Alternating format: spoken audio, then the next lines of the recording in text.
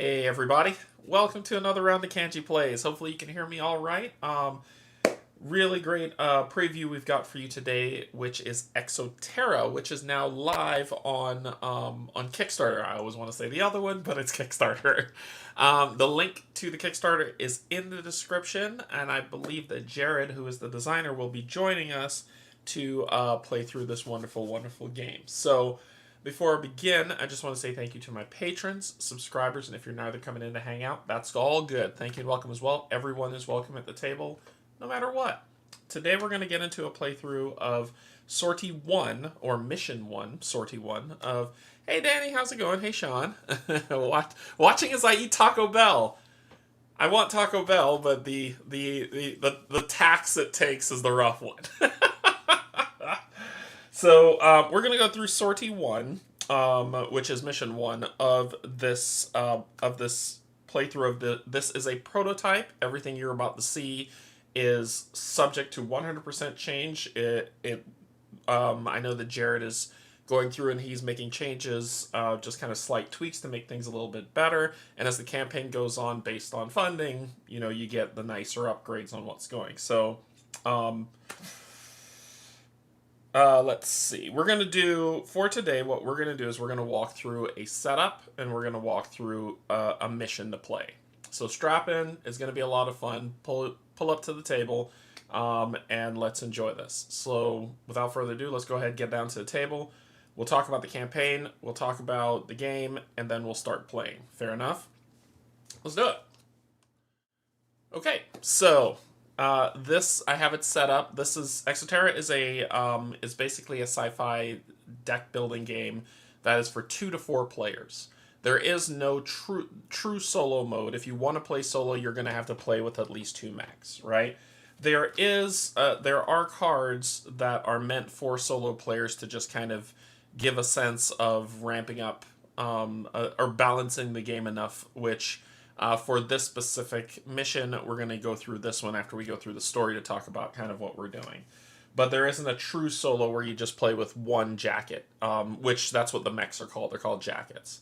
So if you've ever played if you've ever watched Gundam, any of the Gundams, any of the 10 million Gundams out there, Robotech is another one, which also ties into Macross.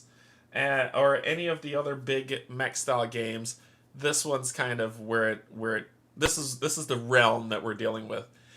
Hey, how's it going there, Jared? Hey, Wild Games. This is the publisher, and Jared, welcome. So, we are going to dive into seeing this full setup, talk about the mission that we're going to get into, get all this stuff. I've already set up the board, but I'm just going to kind of walk through why things are the way they are, so you can get a sense of the game, of the setup, of the presence on the table, and determine if this is something that you want to back right now.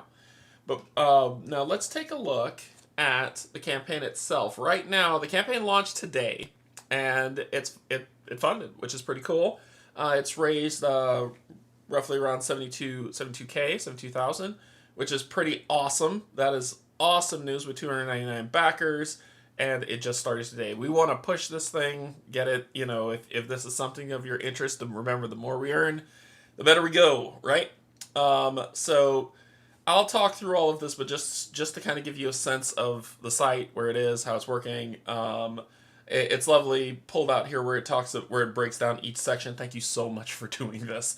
Very few people do this. They do it in GameFound. They don't do it in Kickstarter as much. So it's amazing that you did that. But we want to look at the pledge tiers, and I'll touch back with these pledge tiers after we play the game as well, but just kind of a brief go through of it is that if you want the rookie pledge, which is just Exoterra, the stuff I'm going to show you today, there's no bonus there's no bonus anything else that you're going to see in here. This is what you're going to get in this box, minus the mechs, minus the mech minis, but it'll all be standees is $149. With the veteran pledge for $189, that's when you get the four jackets or the 4 frames that you're going to be able to use in there.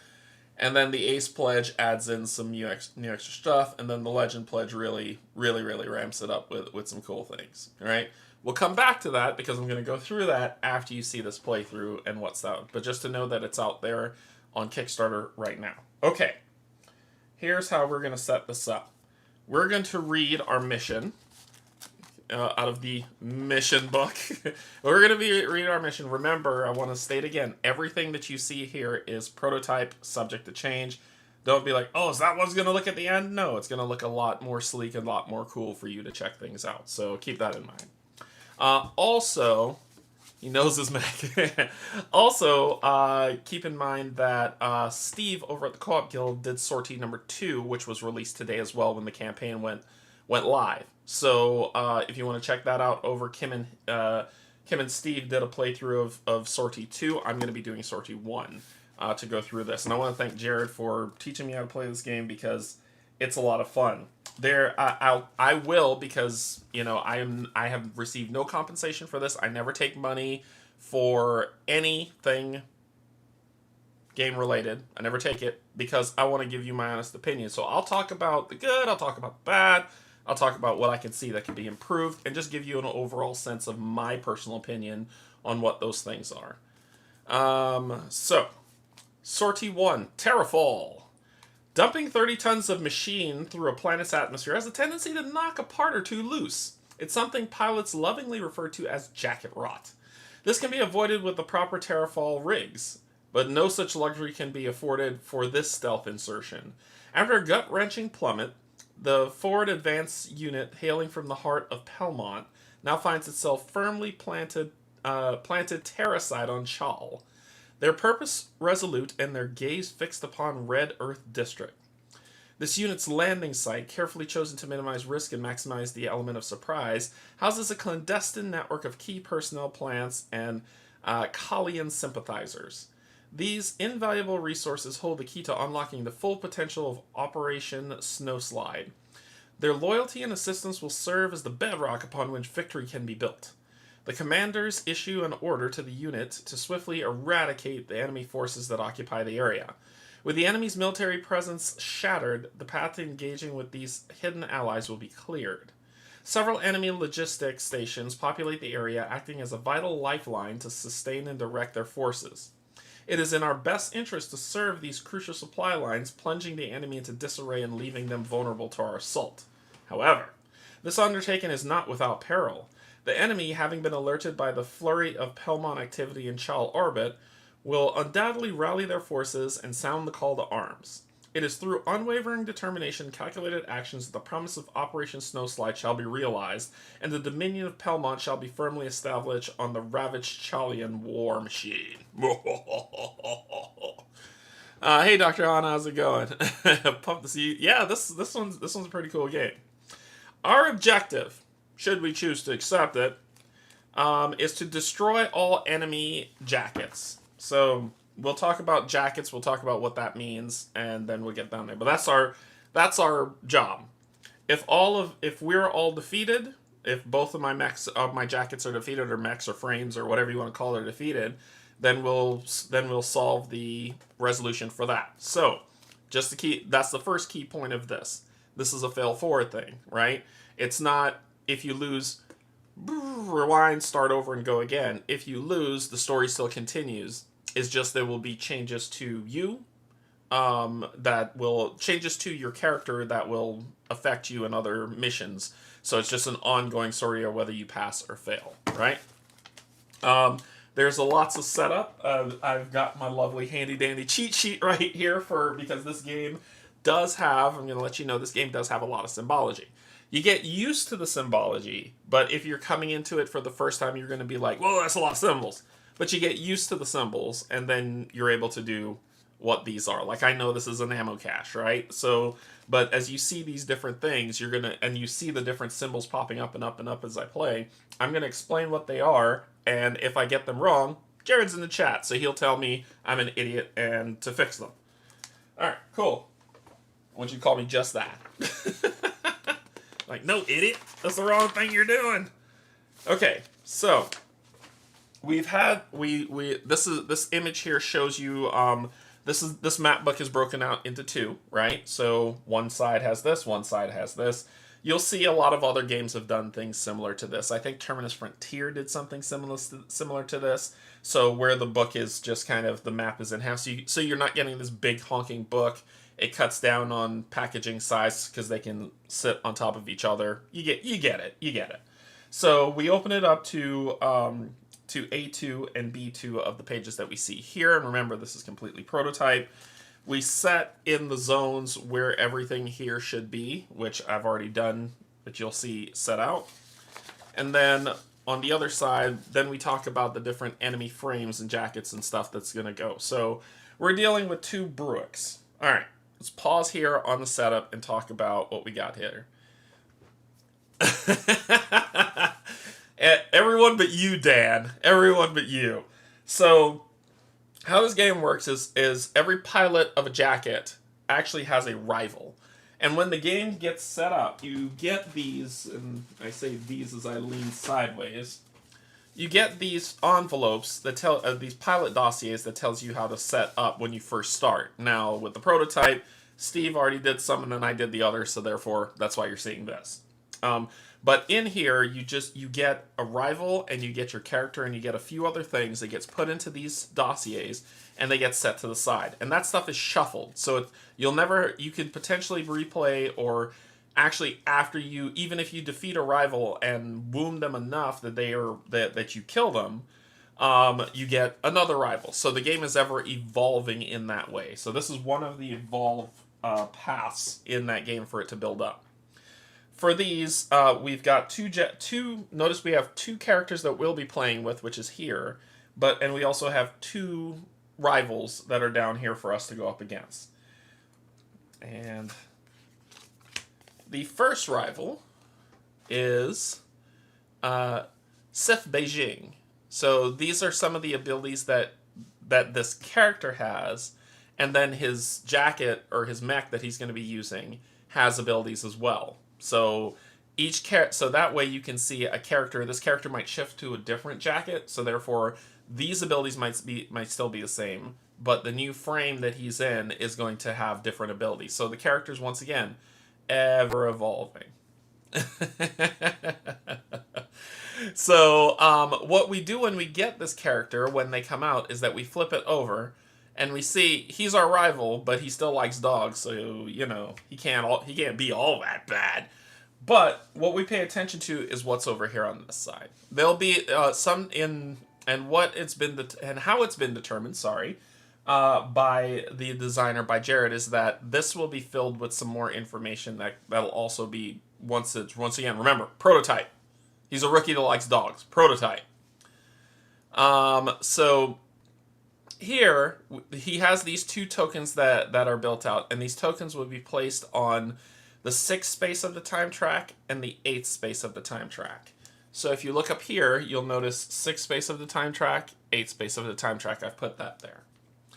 Also, his behavior cards as a rookie are 43 to 45, so he just has 3 behavior cards for how he will react to us. And then there's these macros that he'll have to start off with. And these are kind of boosts that he has. So he's going to have the Pilot 5 macro, where you're going to get this small mini card here that just says Pilot 5 on it, right? Matches up. And this is the Battle Doctrine Inspiring macro. So any attack ability performed by an allied jacket within range, and this symbol here talks about, see, my brain just shut off. It just shut the heck off. Ignore all line of sight requirements. So basically, it doesn't have to be within line of sight, but if it's just within range 2, ignoring line of sight to him, then his ally will gain 1 extra damage on their attack, right? And then there's a little bit of flavor text here to talk about kind of the stuff, but that is his loadout and build out that's there. All right, so we've done that setup for him. We've given him that, and then we'll talk about his like I said once again. Jared calls them jackets, but I'm used to calling them frames. Okay, but we'll call them jackets, which is fine because that's the designer's whim. So he pilots a Bruick jacket, which is what this one looks like, and the art just looks super amazing. Very Robotech to me. I see Robotech more than I do see Gundam, but both are the same. And these are the abilities that this specific jacket has. as well, right? Now when we flip this over, we'll see it's a hunter. So we see the type of jacket it is. And then we see this stuff here on the side where you're like, what the foot is that? Well, I'm here to help you with my cheat sheet. All right. So this symbol here means cybernetics. This is the hull of the frame, and this is the chassis of the frame. And then these are these are basically armor countermeasure. So red is an armor countermeasure, orange is a shield countermeasure, and these are thruster countermeasures. These are things that can be used or block. They're countermeasures that stop you from being able to, do damage to the frame itself, right? So let's take a look at this board here. So if you look on his board here, and I use these cubes to outline. Now remember, cybernetics 3, hull 2, chassis 3, right? So that's the health of the frame. If we knock all of those down to 0, ba-boom, frame blows up. But they've got countermeasures on them. He has 2 thruster countermeasures, and when you place these, you say, oh, he has 2 thruster countermeasures. Okay, where do we place these countermeasures? Do they go in 1? Do they go... No, what you do is you spread them evenly across the entire frame. So it's 1, 1. And then he has 2, what are these called again? 2 shield countermeasures. So he'll have a shield... Because this is blank, he'll have 1 there, and then he'll put 1 there. And that's how we resolve this card. Boom, he's done. Also, he gets some gear. Macross. Yeah, he gets some gear. So he's also going to have an Orc 100 millimeter MG, right? So this is the attack symbol. So when this symbol comes up on his card, we'll perform this activity to attack, hitting for red and then yellow in a range between 0 and 2. And you'll see how that resolves as we play. I know you're going to have a ton of questions, but it's all right. I'm here to help you. Then our next rival is going to be Fauna Vex. So she has her abilities as well that build out here to the side, and as we go through it, you'll see. And then Fauna likes cats, so we got to take her out. I mean, that's just how it goes. She's got to go. Now, if you notice here, these two boost cubes that she'll tokens, I say cubes. These 2 tokens that she has aren't on time track symbols. Instead, they're on cybernetics and blah blah blah and blah blah blah blah blah. I always got to go to my cheat sheet. Cybernetics and chassis. So there'll be cybernetics and chassis. So if you look at her build out here, you'll notice that on chassis and cybernetics, I put the 2 icons here in the circle. So whenever we destroy this token will go into the bag. Right? So 2 different ways of them boosting themselves up. Either we destroy these things, or we reach time on the time track between the 2 frames. Next up, we've got the behavior cards, just 28 to 30, and she doesn't have a macro card. Right? So she is all set up. And these are dual layer boards that's why I keep reaching in there. And one of the updates that we did, that Steve and I did give Jared, was to say, put a way for us to get these things out a little bit easier. And he's taken note of that. So if you're seeing me do that, that's because this is a prototype. And that's already been noted. She's piloting a Brook as well. And she has 3 cybernetics, 3 chassis, 2 chassis, 3 cybernetics, 2 chassis, and 3 hull. And then she has thruster countermeasures and shield countermeasures, and that's it that's on here, right? So it's the same as the last one, which we set up so you'll see them looking pretty much alike in their setup. We've done the cubes of what they needed. Her gun is this Oculi OP3BG, right? Which does orange, yellow, within range 0-2. So, once again, don't worry about, we'll talk about orange, yellow, all that good stuff as we go.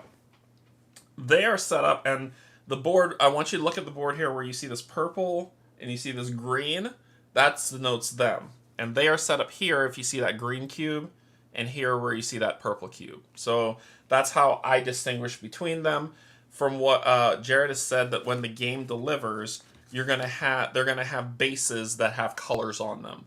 So you don't need this. This is just for prototype, right? The standee will sit in a base of that color. So you'll be able to distinguish that color when it is. This is just for the prototype because, it's a prototype. That's how that stuff works.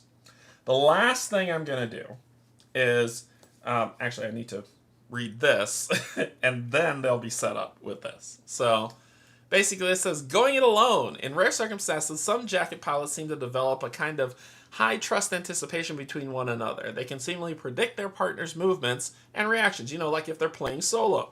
They execute maneuvers in battle planes as if they are sharing the same brain, as if you're playing solo. The only way for enemy pilots to combat these jacket teams is to escalate their own performance, responding faster, hitting harder, and pressing gaps with ruthless efficiency. They treat this deep partnership as an overextension, a vulnerability to exploit. So, escalation doctrine. Whenever an enemy jacket pilot is set up, randomly add one of their unused enhanced tokens to the activation bag. Resolve all effects as if you're playing two-player. So I'll put this here for now, but all that means is they have 2 activation tokens that are added to this bag, plus the 2 from their setup for the person, which leaves them with 2 more. So you just shuffle these up, pick one, throw the other one out. I'm not even going to look at what it is and throw it in the bag. And the second one, you shuffle these up for her too. Pick one, I don't even want to know what it is, and throw this in the bag. And now the character is set.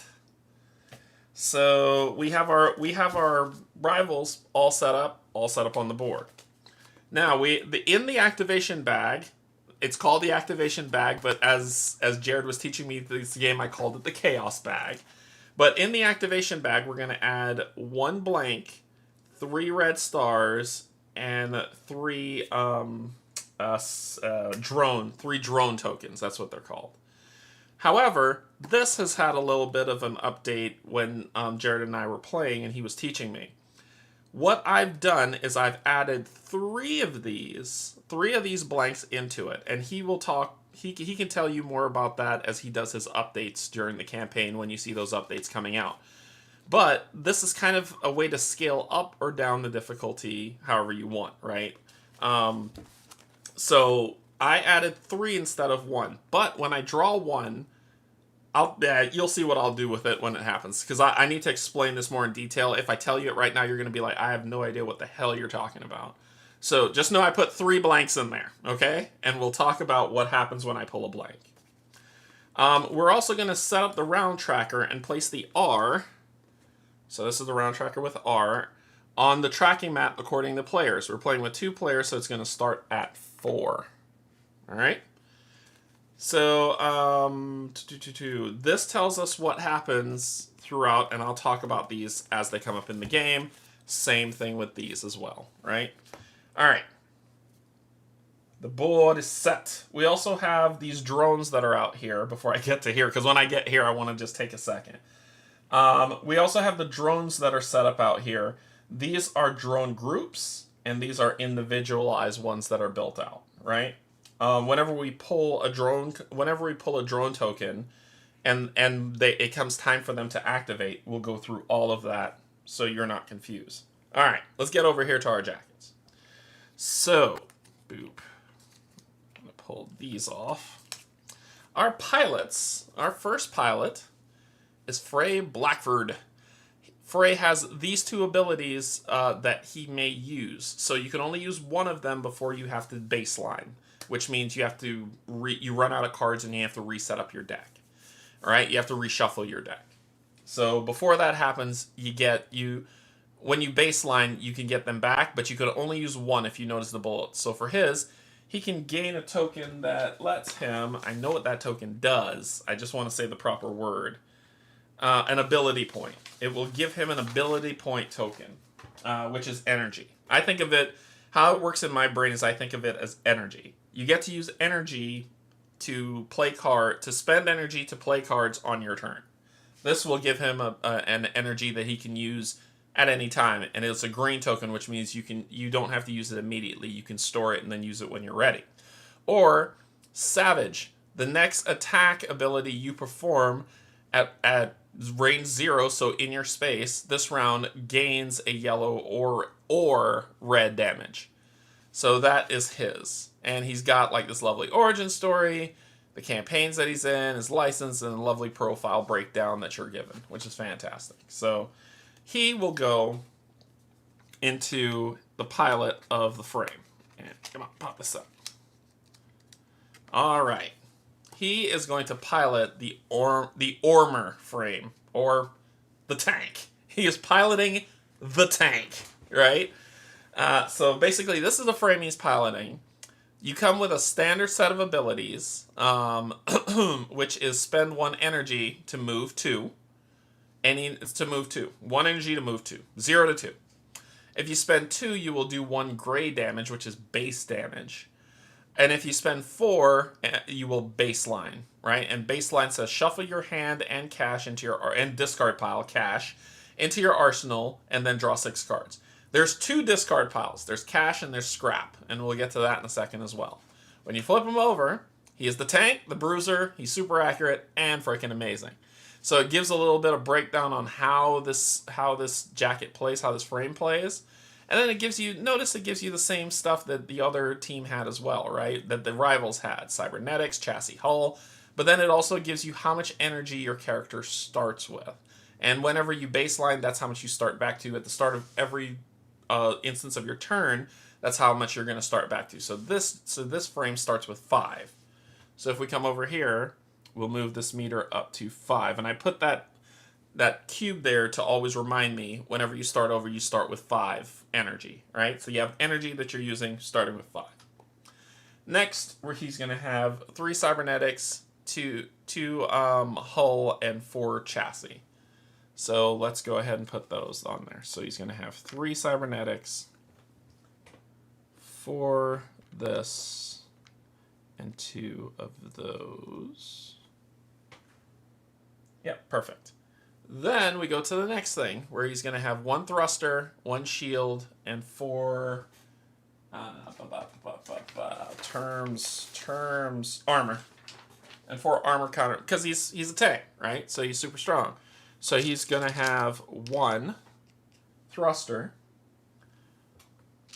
1 shield, and 1, 2, 3, 4 armor countermeasures. And remember, just like with them, with us, we can use these to protect, to block damage that's coming in, but we can also use these to kick off abilities. So on our ability card, so this is our ability slider, we can spend an energy to draw a card, we can spend an energy to interact with an object on the ground, we could spend the gray cube to spot an enemy within range, without line of sight within range 2. So we could spot them if they're hiding. If they're in a protected zone, we could spot them, see them, and then shoot them in the face. Now, here we could spend an energy and the armor countermeasure to do an attack, I think that's red. Yeah, a red attack at range 0. We could spend a shield countermeasure to gain an energy for this round, or we could spend a thruster to basically fly 2 spaces. So we would leap obstacles. So it's basically we're going to hit those thrusters and start flying. I'll explain what this is in a second. Anyway. The bottom, whenever you're deck building, because this is a deck builder, whenever you're deck building, this is kind of what your limitations are on what you can build. So if you've played any deck building game, and you've done, if you played any deck building game, you know that there are restrictions on what you can. The entire card collection is not at your disposal. So these are your limitations on what you can do. And then when we do upgrades or deck build, these are the corporations that you can buy from, and you'll see those when the time comes. And then right here at the bottom right is how much this frame or jacket costs. All right, so I think we've got everything pretty much set up there. So we'll put you here. We'll put this here to block phalanx, because that's a special ability that I can have. And basically, if I spend an energy or discard a card, I get to slide this down, and then that ability becomes available to me. So you kind of want to be very, that's another kind of way that you'll play with how you want things to go. This is his deck. We'll talk about that. And then we have Ulf. Ulf is one of my favorite frames. So I like this frame. This frame's a lot of fun. The Ulf frame, basically, if you notice, this thing is conduct, which is a special ability that you can do, which it says spend 2 energy, move 3, combine any number of times whenever you interact. It combines any number of times whenever you interact with an object, that type of object, and you gain an energy token. So it's building up energy to do a lot of things. His standards are the same as Ormer's, and then his setup though is a little bit different, right? He only starts with 4 energy. So put it at 4. It's 4. I think I did that right. 4 cybernetics. 4 cybernetics, 3 chassis, and 3 hull. Yep, did that right. Then he'll have 2 thruster, 2 shield, and 2 armor cubes to use as he sees fit. And then that's his loadout restrictions, and these are the corporations that you can buy for this mech. So this is our damage dealer, which is Ulf. Ulf is piloted by Taka Orson. So Taka Orson's special ability is either be a heroic, any ally jacket within range 2, ignoring line of sight, gains a +1 damage token, or use programmer to where I could draw 2 cards. All right, we have got these sillies set up, ready to dance. Okay. So where we start, these are our mechs. Where we start, our job is to basically destroy those 2 jackets. If we do that, we're good. In our way are drones. Drones like to do horrible things to us. There's also bases that are on this. So there's a base here, the star with an intelligence base, and then there's the command center, which is over here, and then there's a ammo cache that's down here, so that we can go try to interact with. All right, when you start your game, we're about to start playing now, so only 30 minutes. You're all right. Y'all are all right. If you have questions, of course, you know that Jared's in the chat. But I've already built this deck, right? There's a really cool mechanic on here is that if you start the campaign, you slowly build out a deck. If you're like, I don't want to do that, then you will get 40 reputation, which, think of reputation as money. You'll get 40 reputation, and then you basically you have to pay for the frame, pay for the jacket out of that 40, and then anything else is left over, you get to buy cards with it, which is pretty cool, based on kind of your restrictions, but you get to buy cards. And I've done that already. So let's shuffle this up. Each frame comes with 14 starter cards, which is starter for the frame. And then you buy and update. You can kick cards out if you don't want them. They don't have to stay with the frame. It's just what they start with. You have to have at least 16 cards in your deck. At least 16 cards. You can have as many as you want. You can have a deck full of 50 cards if you want, but you have to have at least 16. Yes, this is on TTS. This is on TTS. Alright, so we'll go ahead and draw starting 6. 1, 2, 3, 4, 5, 6. And let's take a look at Ormer's starting cards. The first one is the Knuckle Buster. So it costs 1 energy. As you can see, it's an Ormer card. It costs 1 energy. It's a tactic type. That's the name of it. And then it says the next attack ability you perform at range 0 this round gains +1 damage. If I spend, this is what you see here, if I spend this symbol, which is kind of a targeting token, if I have a targeting token and I spend it, I will then be able to query 4. So it says, look at the top 4 cards of your arsenal, your deck. You may put any number of them on top of your arsenal in any order, then put the rest on the bottom of your arsenal in a random order. So think of query as, if you've played Earthborn Rangers, is scouting. If you've played any other game, it's looking at them, right? So that's what that is. Then I have the Chrono X Stimulator. It costs 1 energy to use.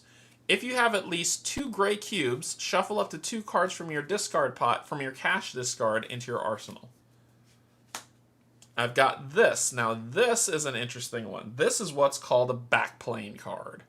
I want you to notice the difference between this card and the cards below it. Notice the difference in the art. If you notice, this one doesn't have a bottom, and this one does. So that immediately tells me that it's a backplane card, which is... I can only give you Earthborn Ranger references right now. If you've never played it, then I'll say a card that when you put in is persistent. It doesn't get discarded when you play it, right? It's persistent. If you played Earthborn Rangers, it's Oru. Or Pakoto. So it says, when an enemy unit performs an attack ability targeting you or an ally jacket within, ignoring line of sight, range 1 of you, add a token to this card. Stays in play. Thank you. Spend, if you add 1 to this card. When it gets up to 2, I can spend 2 to gain 1 shield, 1 target. Then if I have at least 3 of these targets, I gain 1 red and cash this card. So this card stays out until I have at least 3 targets. Now you can play with that if you want, right? Because those target tokens are things I get to use. So that's what this is. That's what this is called backplane cards. Next one is this costs 1. It is the Abyss Stealth Matrix. Gain 1 gray token. We have Lich Repair Nanites. Remove up to 4 of these target tokens. I call them targets, but that's what they are. For every 2 of those you remove by, I gain a armor countermeasure and draw a card. And that's a one-time. And this is, if you notice here, this has no cost. So this is a fast play. Think of this as like a fast play. Like I'm going to play this. It's not going to cost me anything to do that. It doesn't cost me energy. And then this one, it costs me an energy and a gray cube to have Hammer Maneuver. I basically do 3 gray damage, 1, 2, 3, to a single target at range 0. This attack may only target drones. So that is his starting hand. Boop. And we'll draw 6 for Ulf. Look at those, and then we're going to have some fun. This is going to be a good old time. Stays in Play is the name of the game. I apologize if me not pronouncing things properly is... I'm just having fun with it. You know what I mean? All right. 1, 2, 3, 4, 5, 6. All right. So Ulf's cards are Thermal Chassis. Spend 2. This is a backplane card because, as you can see, the thing at the bottom. When played, add 2 tokens to this card. If I spend a token and an energy token, I get to remove a negative time token. When there is no tokens on this card, draw a card, then cash this card, which means discard it. If I spend 1 energy and a cybernetic, I do a cybernetic pulse.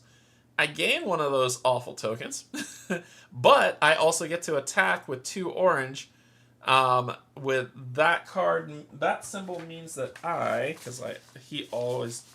Jared always has to tell me about this one. Range, but I can see through concealment. So basically, they can conceal themselves, and this lets me see through that concealment within range 0 to 1, and I get to do 2 orange damage. But I get to target all other enemies within range. Target all other units within range. Ally and enemy gets hit with this, so I'm just doing a massive pulse. And then this symbol here. This means scrap this card. This card doesn't go into your cash discard. It goes into scrap.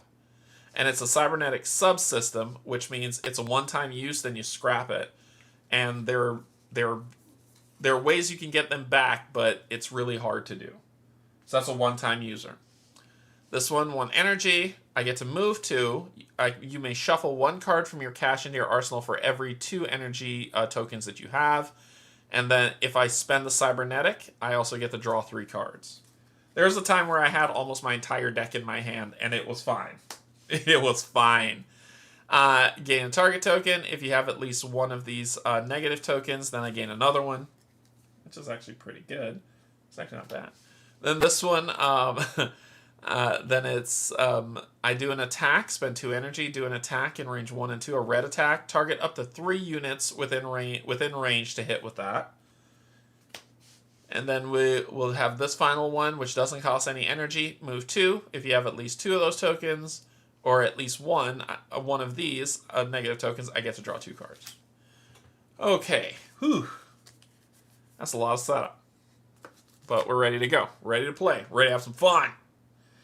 Okay, we started here, and if you notice, I put a yellow token here and a red token here to indicate who is who. Right? Remember, prototype. Prototype. Okay, so we know we need to destroy those 2. There's a lot of stuff up here for us to do. So first thing we're going to do, who's going to go first? It doesn't matter. There's no order. There's no if you go first, then the next go around you have to go first. There's no order. You get to pick who does what as long as both of you go within a turn, right? So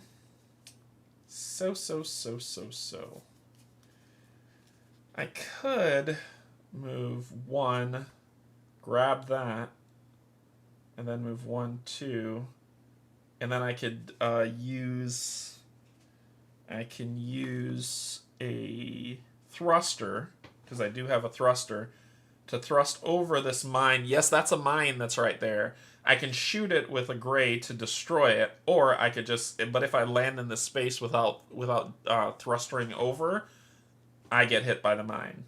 So I could do 1 energy, 2 energy, 3 energy, 4 energy, and then set myself up for the next round with the 5th one. So let's do it. I'll spend 1 energy to move. Here I get to move up to 2 spaces. Then the next energy I'll spend to interact with this token. And basically what this token is salvage. And I take this token off. You grab a D12. Now in the game, when you get the game delivered, because immediately I feel people being like, why do I gotta roll D12? This will actually, when you get the game delivered, it won't be this. It will have symbols on it, right? But Jared was kind enough to send me a handy dandy cheat sheet that I'm going to pull up right now. Right now. Man, we talk a lot, Jared. I got to scroll up and find it. Here it is. All right. So I'm going to roll this, and then I will tell you what I get. So I rolled a 5. 5s are... tell me that I gain, according to this, I gain a red armor countermeasure and a gray countermeasure. So that's a 5. And then I remove that from the board, and my turn continues. I'll spend another energy to move 1, 2. And then I will spend a thruster to thrust to jump 1, 2 to land in here. Boom, boom, boom. So that was the thruster. And that thruster was that lets me move, so it didn't use energy. Which means I have 1 energy left. 2 energy left. I'm gonna put down, where's the one that gives me cool stuff? With that 1 energy left, yeah, I'll do it. I'll do it. With that B, I forgot to put health on you. With that energy left, I'm going to spend 1 energy. Yeah, because it was move, pick up, move, pick up, move, thruster. I have 2 energy left. I'll spend 1 energy here to this gray cube to play my hammer maneuver. It says attack for 3 at range 0. This attack may only target drones. That's a drone. That's right here. He has 2 health, but I'm going to hit him for 3 and destroy him. So he is destroyed. Drone B is dead. This goes to my scrap. I'm just going to put my cash. I'm going to put him over there. And then when he dies, it says what happens here. I gain 2 reputation, which is 2 money. So I go from 7 to 9. And then he drops salvage in his space. And I have one left. One. I'm going to spend that last one to gain that gray back. Ta-da! When your turn ends, it's very simple. When I've used all my energy and my turn ends, I draw one card. And then, if I have any red tokens, I will resolve those and remove only one. But then I go to the bag and I pull a token out of the bag.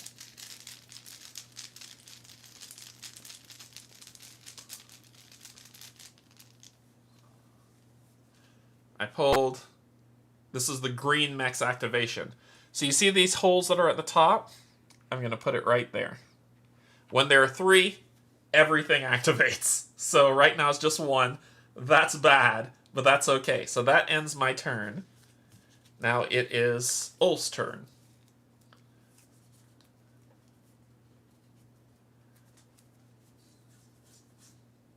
Yeah, yep, there's a random loot table that's right here that's telling me what I found. And I rolled that, which gave me that on the salvage, right? So that's what you're seeing. So sorry I didn't show that. I apologize. All right, what the foot are you going to do? You don't have a gray. There's no... Oh, no, you could use a thruster to get over that lake. You got to move, interact. Yeah, we're going to... These things move fast. So I need to definitely be careful on how I'm doing this. So what I'm going to do is I'm going to spend 1 energy to move here. 1 energy to interact with this. Roll in the die. A 6. A 6 is the same thing that as the 5, where I get 1 armor and 1 gray. 1 armor countermeasure and 1 gray. Removing this from the board. And then I'm going to spend a thruster to go 1, 2...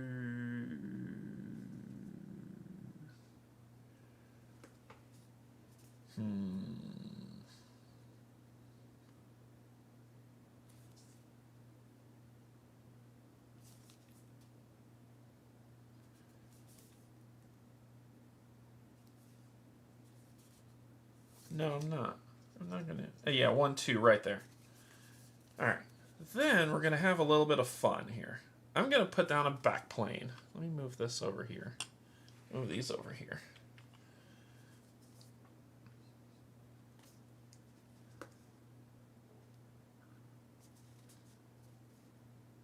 Yeah. I'm going to spend my last 2 to put down thermal chassis. Which it says when it comes out, it gets 2 tokens on it. And then we're going to try to get rid of bad cards by it. So that's all my energy. I am done. So I will draw a card. I don't have any red negatives to resolve. So then I'll go to the back.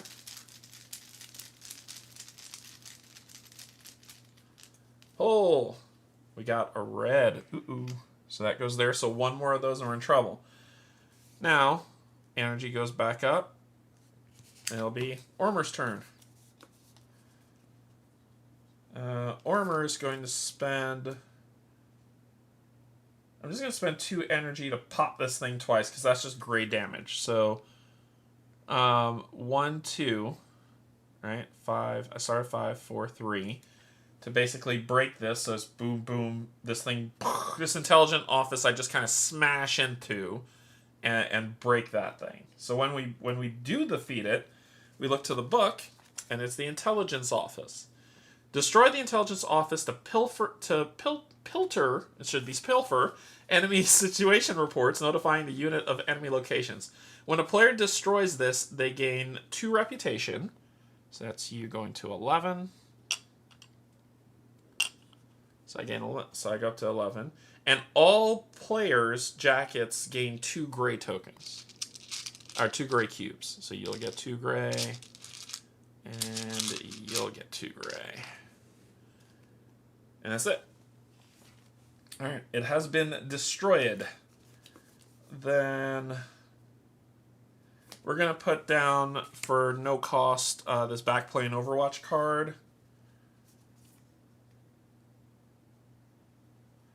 We're going to spend 2 energy to put down this other, the threat prediction AI black backplane card. You can have as many black backplane cards as you want. You can have as many as you want. There's no limit. And then my last energy... I'm going to interact with this thing and pick this up. And roll the die. A 3. A 3 gives me... A 3 puts ammo in this hex. Man, the one token. The one token I didn't take out. Because I was like, we won't need ammo tokens. So, drop an ammo token in here. And basically, ammo tokens lets you take cards from your cache and shuffle them back in your deck without baselining. And that ends that. So, that ends that. We will draw a card, which is Sentry Mode. And then we will draw from the bag. Please be another red or another green. Please, please, please. Yes! Okay. Pause. Notice I drew a green. Initially you'd be like, oh, you'd put it here and then the green will activate twice. No. Whenever you draw like ones, they stack on top of each other. I say yes, but that's actually bad. So when they stack on top of each other, when the 3 activate, which they will eventually, only 1 comes off, which means they get to activate, they have the potential to activate again next round. And like I said, you'll see how that works in a second. But it's not their turn yet. Oh, it will be. So we go up here to 4. Oh, you're right. You're right. I did screw that up. Whoopsies. Here, let's say I'd spend Guile to get the 2 reactor for that one. Jared.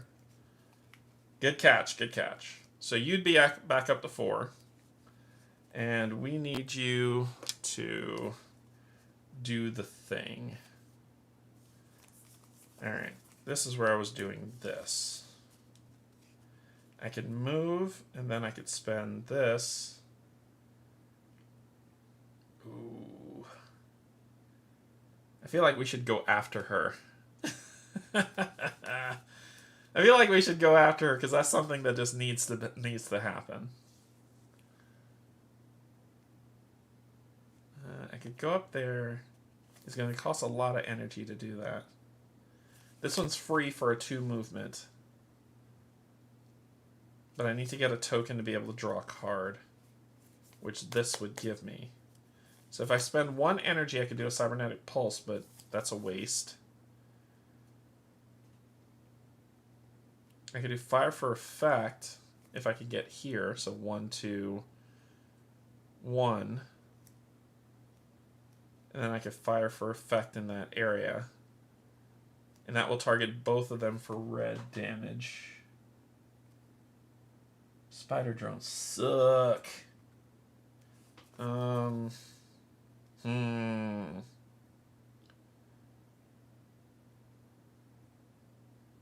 just spend the cybernetic to draw 3 more cards with this.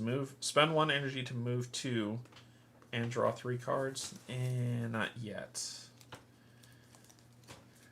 Let's get them closer to us. I got 2 parts of a plan. Because last time I went here and things got dicey. But I want to get here. No, you can't freely discard, but you can baseline if you want. So Peter, if you're like, I don't like any cards in my hand, I'll just baseline. But that'll let you redraw a new 6, but it costs you 4 energy to do it, which is kind of yuck. Let's see. I can move. I can thrust her to jump over this lake, which it's impassable terrain, and this breaks line of sight. That's what the red is. This is just impassable terrain, not difficult, impassable. This is difficult terrain. So I could thrust her to get past that. Then move, boop, boop, into her space. Do I have attack cards? Can you... Oh, I can't hit her. I can't... Well, I could. Right? No, I can't hit her. I can't hit her yet.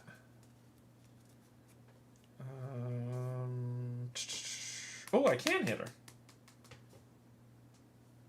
One of them will be lost. That's gross. For the cybernetic, I can cybernetic pulse her, which will give me a negative token. And then that'll get rid of that, and then I can try to break. Oh, yeah. I got a plan. Oh, I got a plan. Oh, I got a plan. Okay. So, here's what I'm going to do. I'm going to thrust her. Spending this yellow. To thrust her to fly over here. Then I'm going to spend 1 energy to move into her zone. I had a plan. Let's see if we do it. Then I'm going to spend 1 energy and a cybernetic to play cybernetic pulse. This one's going to go into scrap, but it will give me a negative token. I get to hit her for 2 orange. Ooh, I ignore concealment. I don't have to move there, but I will have to for what I'm going to do next. So I'm going to hit her for 2 orange. All right, let's look at her board. Here she is, right?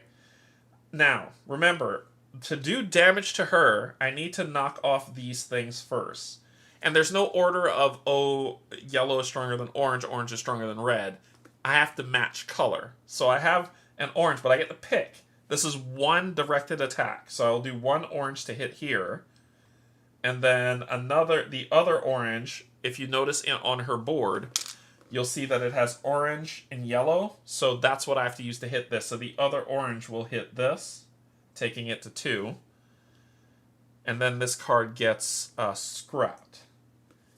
Then we're going to start beating you up a little bit. I could just do the 2 great... No, I can't do great punches on you.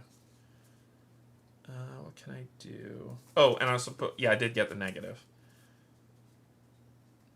Alright, then I'm going to fast play this card, Energy Stores. If I have at least 1 of those negative cards, I gain 2 energy cards, 2 energy tokens. Then I'm going to spend... This one kicks and says if I spend 1 of these and 1 of these, I get to get rid of this. Muha! Alright, so we'll put this up here so it's not bending the board. Then...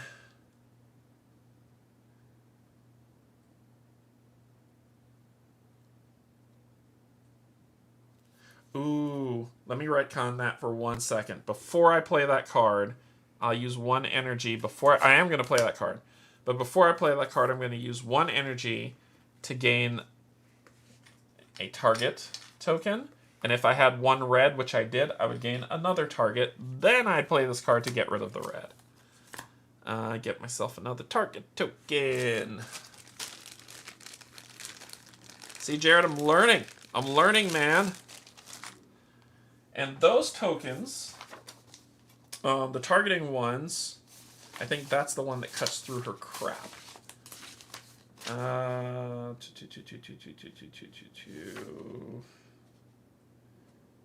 Gain a point of accuracy, which means I get to change a color. So I could change a gray to a yellow. I could change a gray to a yellow with that shot, or I could change basically that's what I can do. Or I could change a red to an orange. But that's 2 energy. I don't have enough energy. Yeah, I do. I do have 2 energy. I have 1 there and 1 there.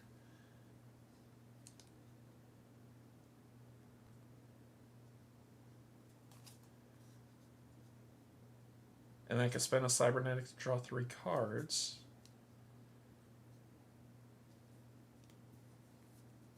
If I have at least 2, or at least 1, I get to draw 2 cards. I played this out of order again. I should have played this right after this one. I'm not going to retcon that. Instead, what we're going to do is we're going to do Programmer to draw 2 new cards. 1, 2. Oh, buddy. That's sad. I can't do gray damage.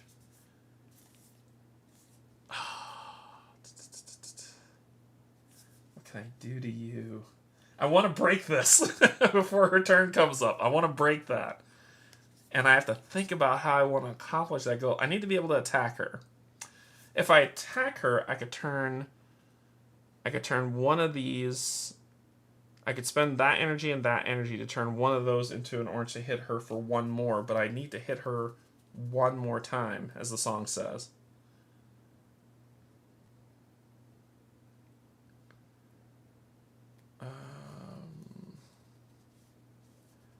There's a way to make this work, but it's really risky. It is really risky. I could spend shields to gain energy for the round. So I tell you what I'm going to do. I'm going to do something stupid. Here we go. We're going to do something stupid. We are going to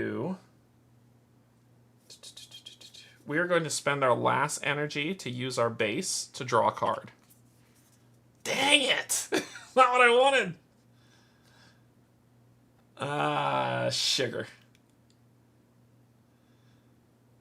Sugar, gumdrops. That is, I was looking for a specific card. This is gonna kill me, I swear! Oh, this is gonna hurt. Oh boy. That was not what I needed. That was not what I needed.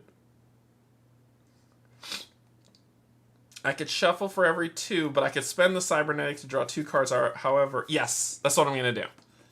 Okay. We're going to play this card, spending this energy to play this card. It says I can move 0 to 2. I'm not going to. I could shuffle. You may shuffle 1 card from your cache into your arsenal for every 2 energies you have. I'm not. I want the cybernetic. And I'll play this to draw 2 cards. Come on, baby. Come on. Yeah, there you are. There you are, you sweet bastard. Okay. So, do I have enough to play this? Yes, I do. So I'm going to spend 1 shield to gain 1 energy this round. I'll use that energy to play this card, and I'll spend another shield to gain another energy this round. So I have 2. Check this card out. I just made it work. Oh, rolled in bones. So, played. It'll do an orange attack. When I spend another energy, the attack also gains... yellow. And then when I do this, it gains an orange. So, this takes yellow and orange. So, 1 for the yellow, and then I bust it for the orange. Boom! We blow up that whole thing. This token gets added to the bag. Now... the one thing I forgot to do that Jared always reminds me is that every single time you damage one of these things and it started with 3, you get 1 reputation. So per each damage, I should have gotten a reputation. And since I busted 3 of these, I should get 3. I just forgot to do that. Oh, my God, it worked. So we busted that on her, so now anything that needs this, it won't work because that part of her mech is destroyed. Ooh, I could have done that! Yes, I could have done the gray to turn 1 gray to yellow. Yep, you're right, I could have done that too. But that's okay. That's okay, we're alright. We've committed. We've committed. Alright, so we're going to draw a card. So notice a lot of stuff I just did on my turn without energy. And then we're going to pull this. Oh, look, another red. Wow, we're getting... They might get a double turn. They might get a double turn. That's going to hurt. So, Ormer's turn.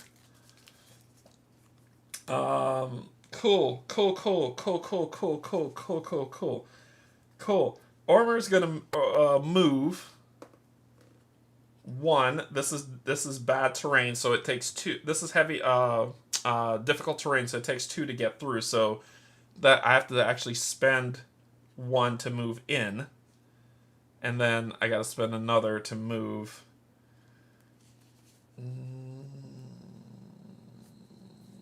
Where do we want to go?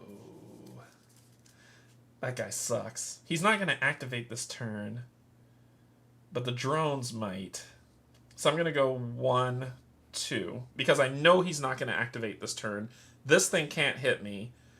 And he's not going to activate. That thing is going to activate. Oh, he might. He might, and that might hurt. He might, and that might hurt. So I'm going to go... Yeah, I'll go into concealment here. Y'all need to see me die. So let's do that. So that's going to be... It's going to be 1 to move, 1, 2 to go in, 1, 1, 2 to move out there, and then which leaves me with 2 left. I will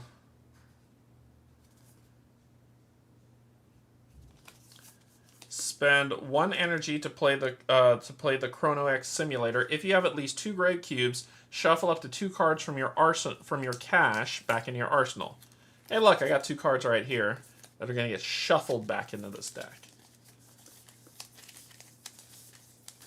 Oh, I could have done them.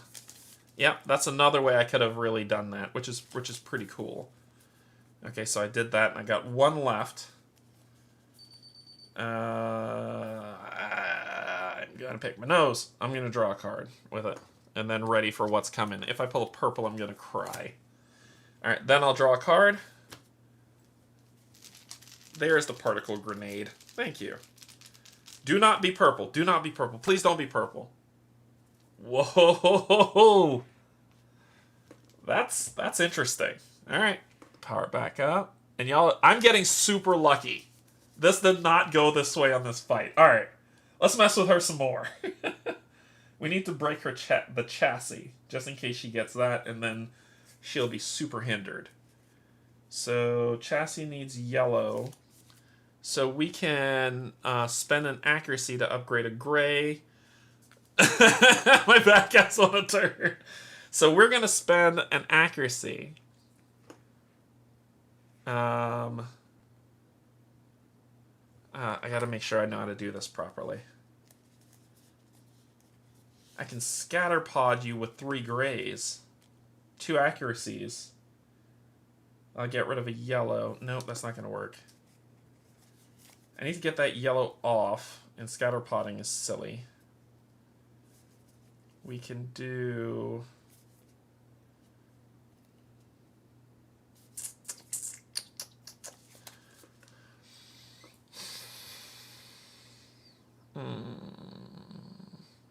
What's my special ability?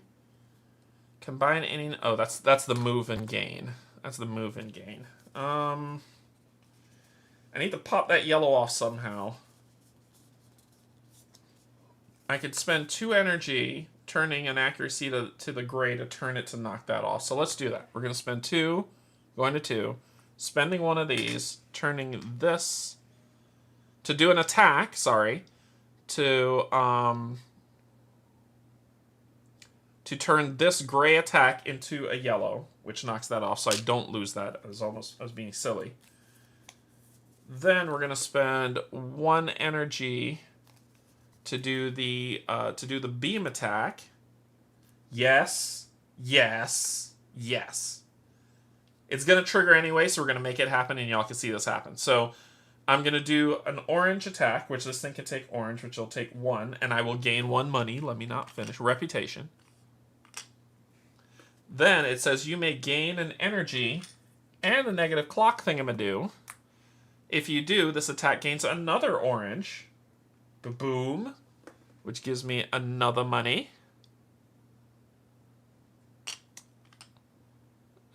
This is 10.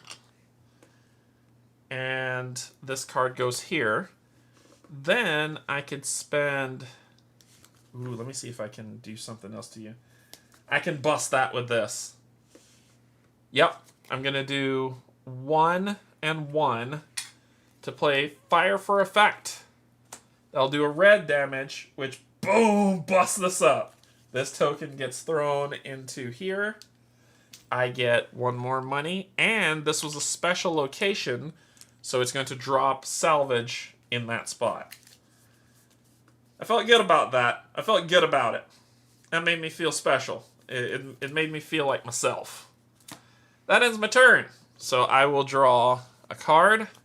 Then I will look. Do I have any red tokens? I do. So I need to draw a token from the bag.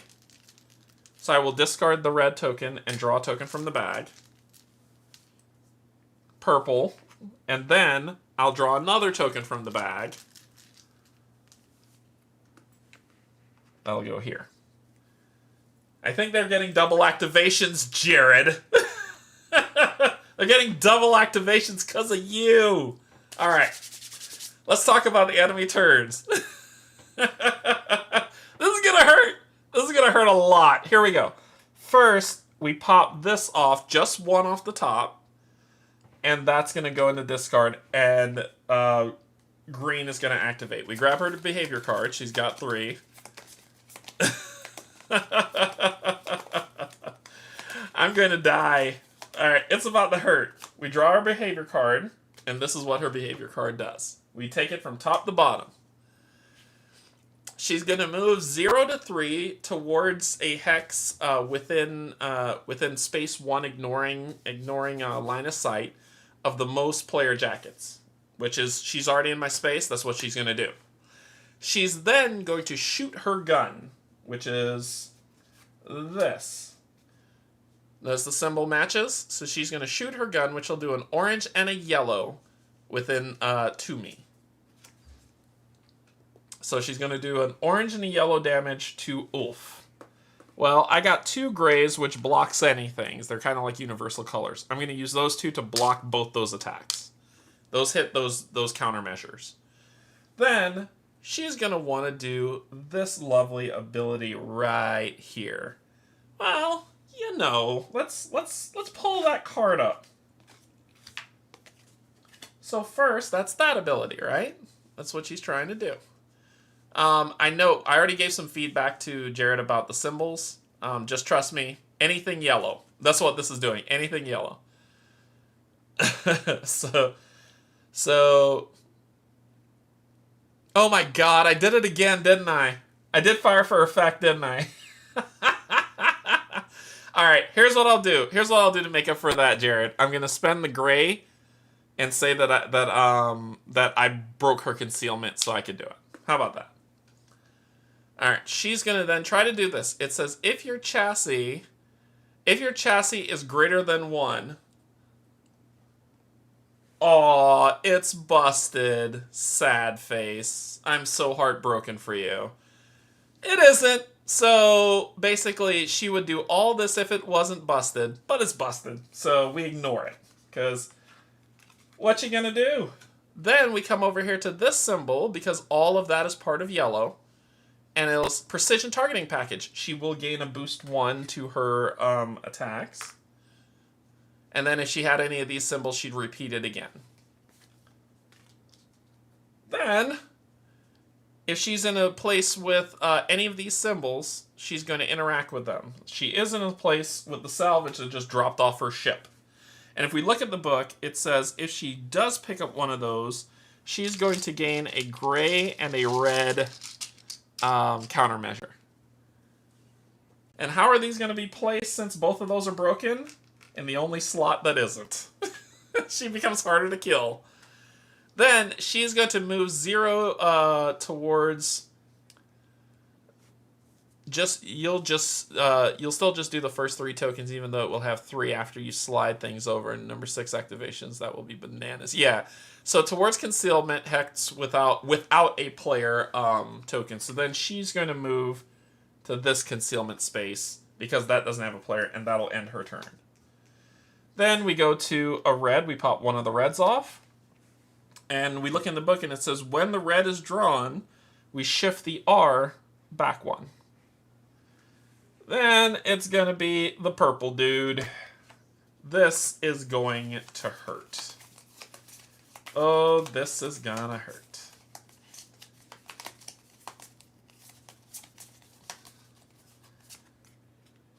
Oh, this is gonna chafe. Here we go. What you doing, buddy?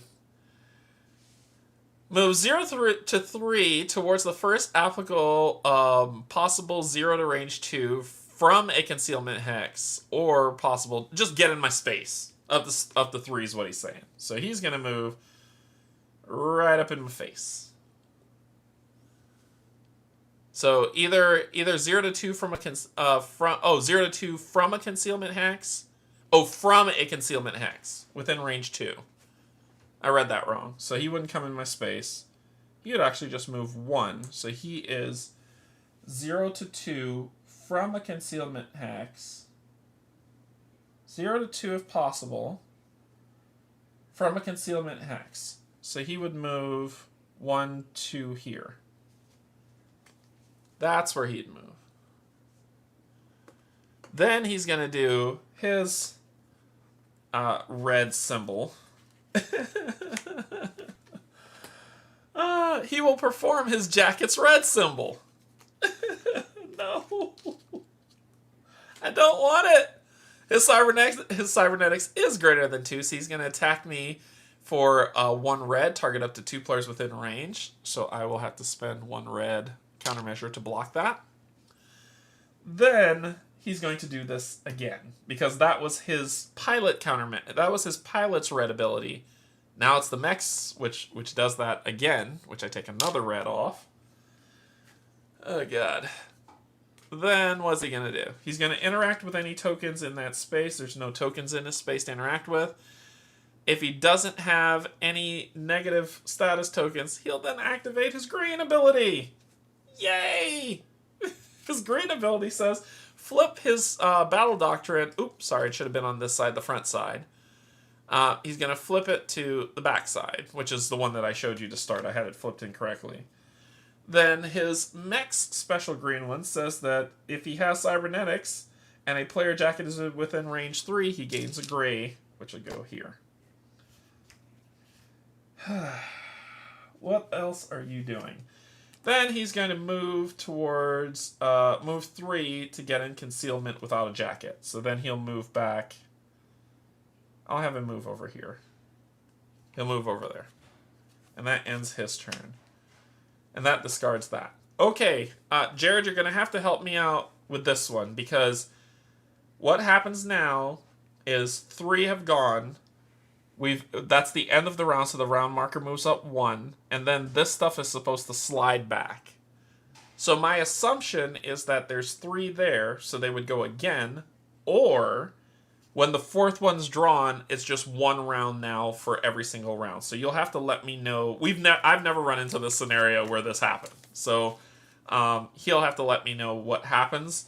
But I do believe that I get 1 round with them before it activates again. Oh, he would stay in my hex. He would come in my hex. Okay. Yeah, but I'm curious about this. So that, I think I get 1 turn, and then they do it again, I think. And it will have to be and armor. When an enemy unit performs an attack against me, I forgot to do my armor stuff. He attacked me twice, so I get that. Then when an enemy armor performs an attack targeting you or an ally, so I get 2 on this one as well. There we go. That works. So I forgot to do because I'm playing two-handed, I forgot to do my my backplane stuff. Okay. I believe I get 1 turn before that triggers again. I believe I get 1 turn. So it will be armor. Yeah, I get another turn. Okay, cool. So this one, I could search my arsenal or cache for a card and add it to your hand. If you search your arsenal, shuffle it, and then cache this card. So we're going to do the Overwatch, spending these 2 to do this, and I'm going to search for what I'll need. Yep, this one's the one I needed. So shuffle this up. Oh, he might be behind me. Yeah, probably. And I draw that into my card, which is my Plasma Gladius. This one, I'll spend these 2 to gain a precision and a yellow. Orange, sorry. Then if I have 3, that's when I gain a red and cash this card. So right now that backplane card stays there. Then I'm going to play for 2 energy. 1, 2. I'm going to play the Plasma Gladius, which says I perform a red. Oh, no, wrong person. Wrong person. I put this on the wrong person. Right? No, I put it on the right person. I don't want to... I need to attack him. I can upgrade... I can knock this out. Oh, it works here. I'll do that, spend the 2. I will do the gray, the yellow, the red to knock that off. Then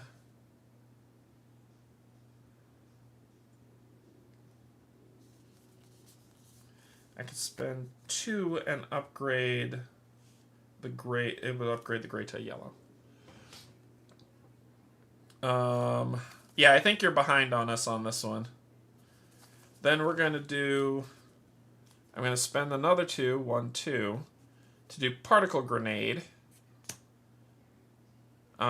Which I'll spend the precision to upgrade the yellow to an orange, which breaks that. So that was 3. I was supposed to get 3 money. It's 14. And then you're going to drop cat. Then you're going to drop fun stuff in here. And that breaks that.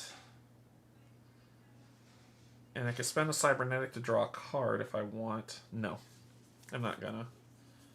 Or maybe I should.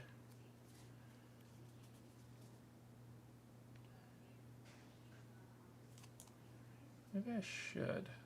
I'm gonna spend a no.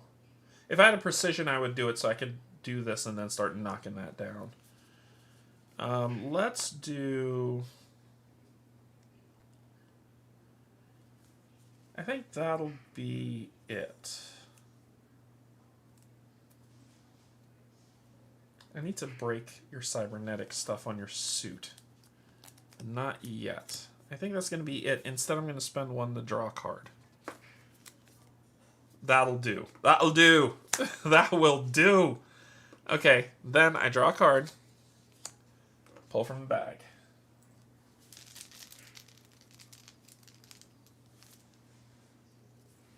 Boy, that sucks. Okay, so green will go again. We'll pull a behavior card for her. She's going to do her yellow ability, which says if her chassis isn't broken, it is. So, and then she will gain a boost token to damage. Then she will move towards first applicable. So she's going to try to get to me. So she'll come in my space. If she has no negative tokens, she'll do her red. That's broken. That's broken. Then she'll do her green. She will gain a gray. Good lord, this girl is powering up. She'll put a smoke in the hex to make concealment, but we're already concealed, so I'm not going to add a smoke hex. And then that's broken. So, and then she'll interact with any tokens. If she interacts with an ammo token, it's not removed, but she will get another damage booster. Oof. If she shoots me, I'm in trouble. Thank goodness I busted that. Then this will move this one. Then these things are going to activate. First, now Jarrett said that he's going to change the symbols on here. This is just prototype. But basically, spider drones and then tank drones are going to activate. So spider drones are going to activate. So everything that has a spider on it, and then everything that has a tank.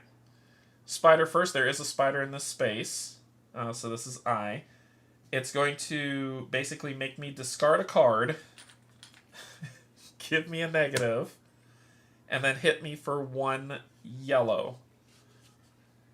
I'll block it with a gray, and because I got hit, I'll put that on there.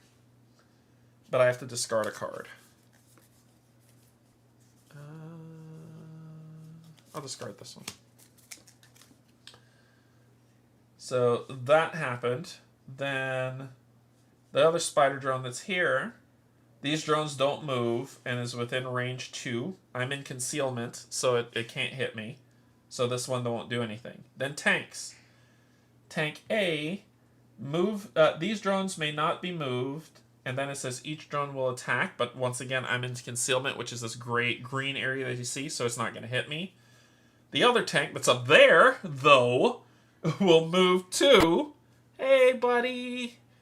And then attack for an orange and a yellow. Oh, no. Okay, so, oh, no. Oh, no. That takes it right on the chin. So one of these orange and one of these yellows have to drop. So orange and yellow. Uh-oh. And then move the round tracker up, which hits this. These slide over, and when that meets, it says when that meets, spawn some more fun. A Spider 2 drone and a walker comes out. Yay! So Walker 1 and the Spider 2 drone drops into N4, which is here. Yay! That mech started to smoke a bit. Just a little.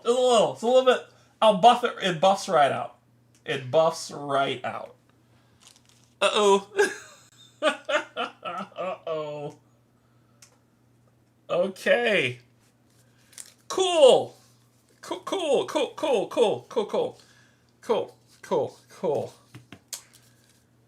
This gets removed since that happened.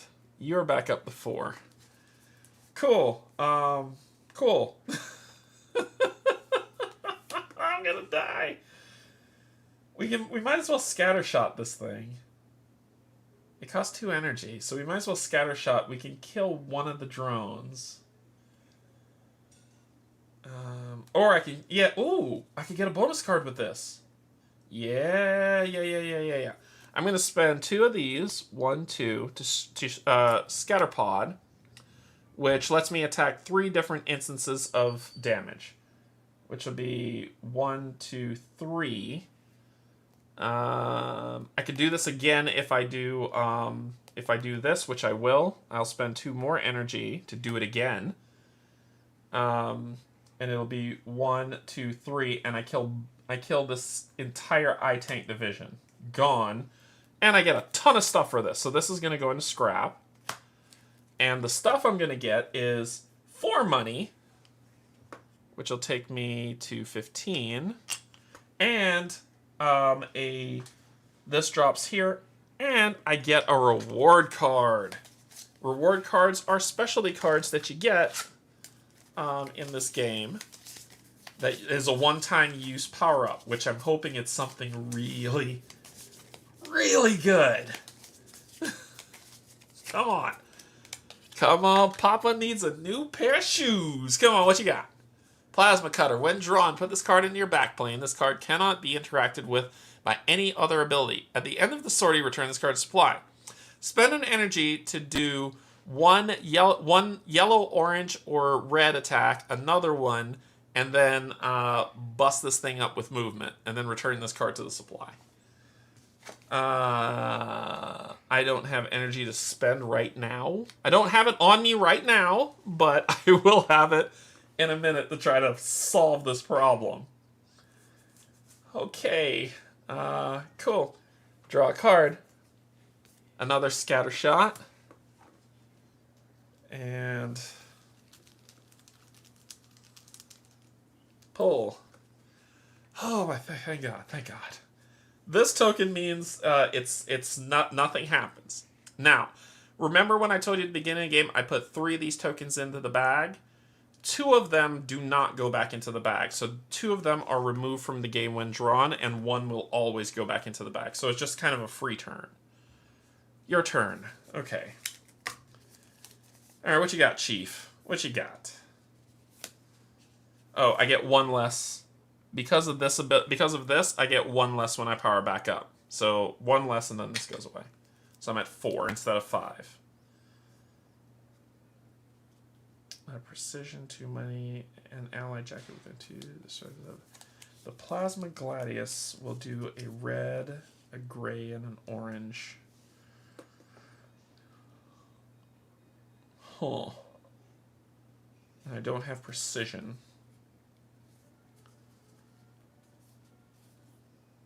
No, sir. I don't like it. I think we're going to get up to our buddy and then start working on this. So I'm going to spend 1 to move 1, 2. 1 to move 1, 2, come in here. And then I'm going to spend my last 2 to Plasma Gladius her, which will take off grays first, I believe. I think no, it's a red, a gray, and a yellow. Then I'm gonna use one of these reds. Oh, I have to spend an energy with it. I have to do a yellow and a red. I mean, an orange and a red. I keep saying yellow. The next round games.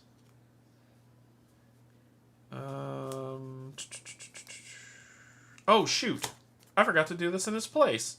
Let me do this in his place. Yeah, oh, switch a sequence. Combine any number of times. Okay, whenever an ability with an enemy perform causes you to lose the gray, gain the precision instead. Ooh, yeah. I'm gonna put this at the bottom of my deck to switch down to the phalanx. And then I got an innate ability going right now. No, smart move, man. It's like you made the game or something. What I did want to do, which I forgot, was I'll spend an orange. Before I played this, I'd play Knuckle Duster, which says the next attack I perform at range 0, this gets an extra damage. That's what I wanted to do with the Plasma Gladius, which would knock off this gray. Okay. Cool. We're in a good spot. Let's pull from the bag.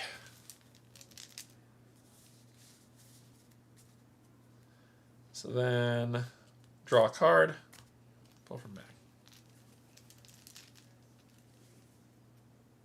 Ooh, this is gonna hurt. She gets to move 2 if she wants, but here goes the fun. This now says that all enemy jackets gain a boost damage token. Oof. That's what happens with that. Yeah, that's fun for us. Purple's going to activate. This guy moves fast. Move 3 towards... so we'll do 1, 2, 3. We're all in concealment. It doesn't have any damage. You'll do your red. We're in concealment, so you can't hit us with that. Your cybernetics is up, but it says target up to 2 within range. However, we're in a concealed space. You can't hit us. Suck it. Then you'll do this one. That's broken. That's not going to happen. This one will give you an extra damage.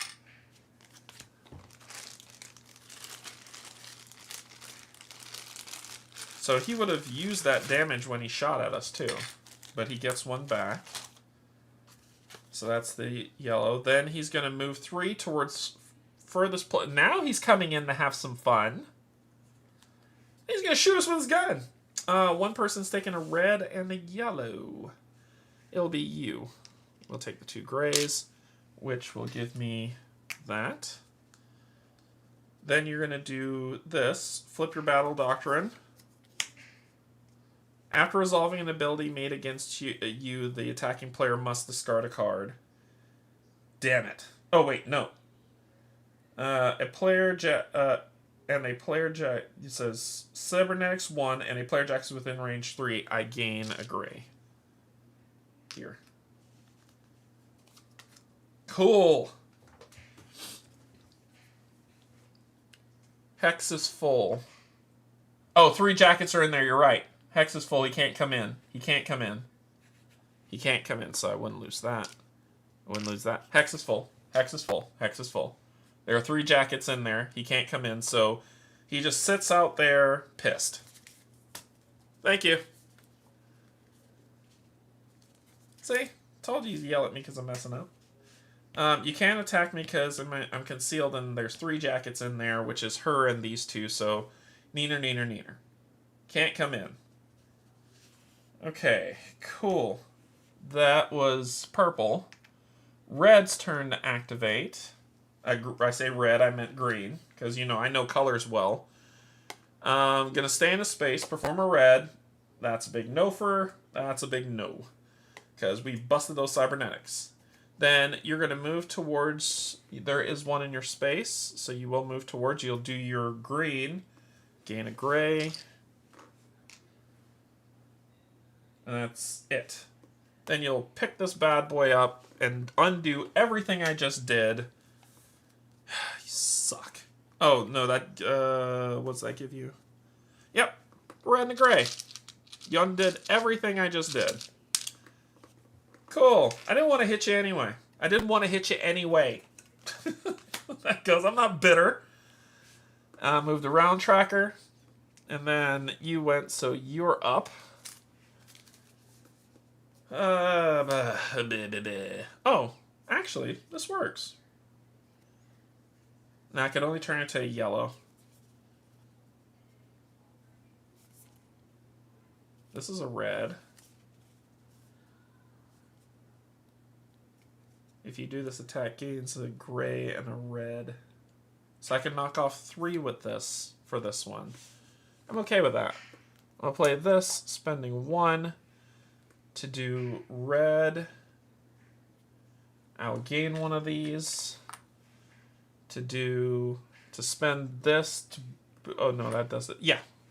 To do gray and a red. Let's undo that nonsense.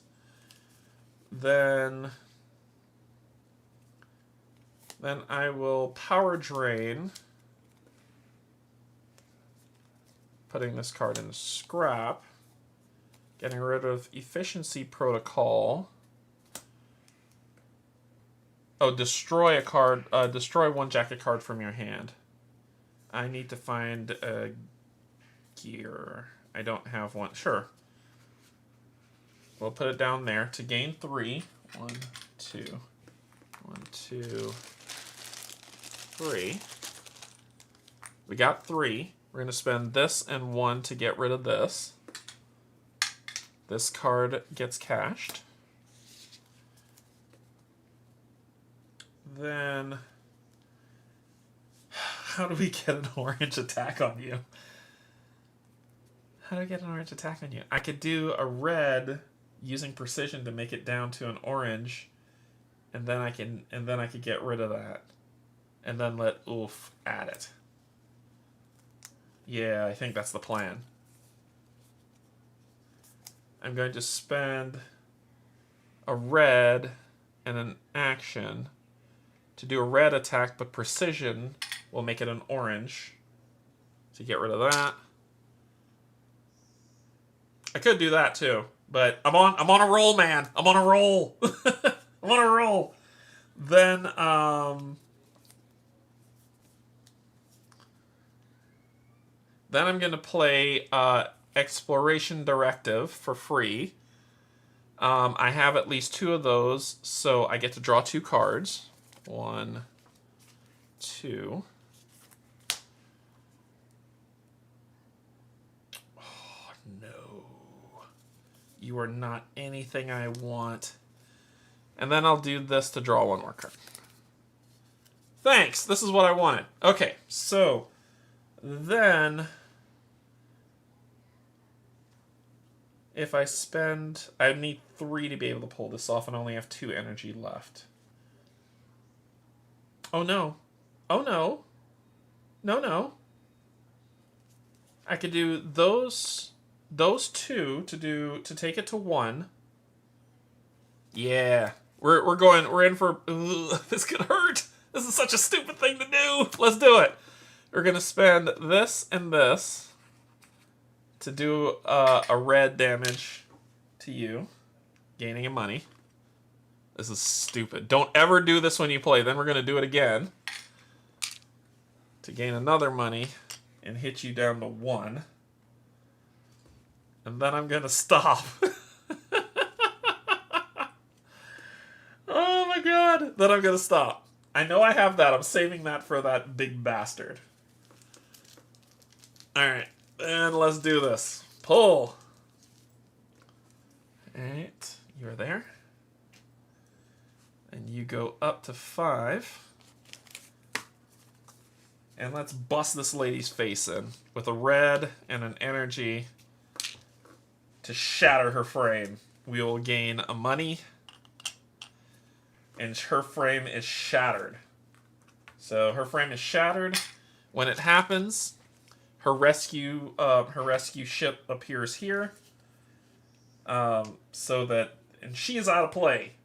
She's done. So her rescue ship's going to try to get her and get back. And I got something for that rescue ship when it gets close to me. I tell you what. So, then I'm going to do 1, 2, 3. To do Lockstep Defender, I will gain a gray, a precision, and a money, a reputation, sorry. And an ally jacket within range 2 gains 2 grays. Let's get some defense for you before you break. You're a fragile little thing. Then we're going to spend... Alright, let's start working on you.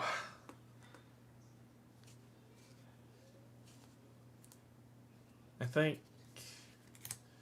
we're going to spend the last one to draw a card. I think we're going to be good there. Okay, we're going to draw a card. Pull from the bag.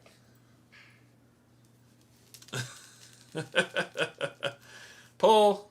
We got not so great. Then you are going to ready up. And what do we got here? Yellow, orange. Lots of grays. Lots and lots of grays. Shuffle one card from your arsenal into your... Shuffle one card from your cache into your arsenal and draw a card. If you have at least 3 energy, shuffle one card and then draw 2.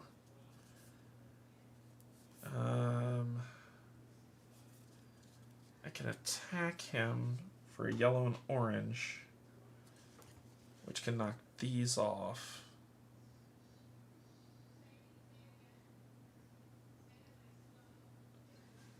Alright, this might be the dumbest thing I do tonight, I swear.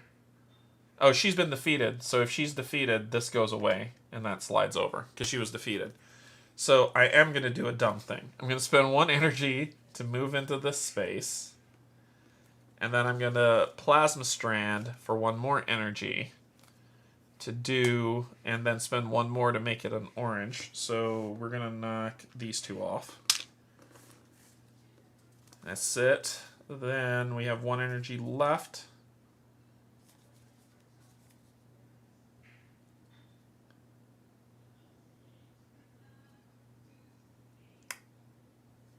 I'll use... I'm going to chill out. You know what I'm going to do? I'm going to... no. I'm going to put the... No, I'm not. No, I'm not. I'm going to chill out. I'm going to chill out. Getting crazy. Okay, so I would draw a card, but I can't. And no, there's no reshuffling just yet. But I will pull from the back. It's purple. Then this goes up to 5.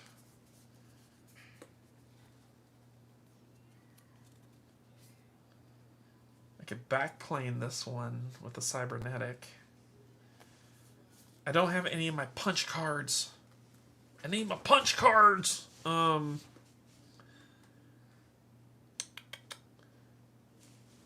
see. We're going to move into his space. So we're going to move here. Actually, before I leave, I could spend 1 to interact with this.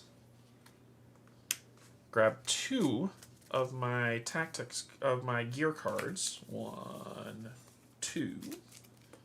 And shuffle them into my deck.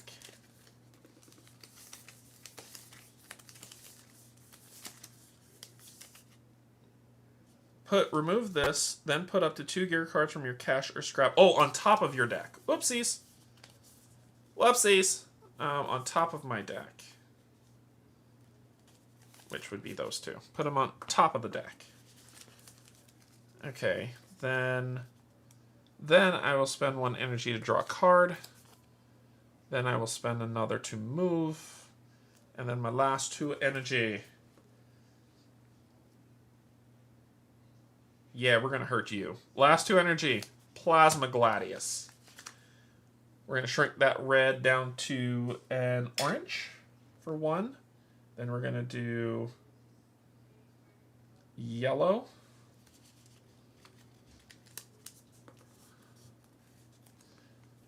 Oh, whoopsies. Forgot to move her at the end of my turn. And then I just have to hit you one more time. I just got to hit you once. I could spend an orange to gain an energy to draw a card, but I don't have an energy left to hit you with. I'm like 1 away from breaking that. Oh, that hurts.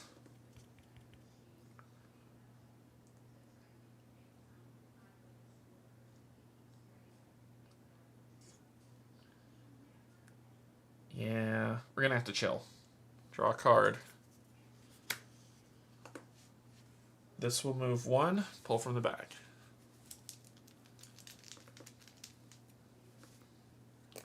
Nope, she's dead. We don't care about what she thinks. Yes! This is the second one removed from the game. 2. We are going to spend all 4. Such a waste. It's such a waste, but I have to.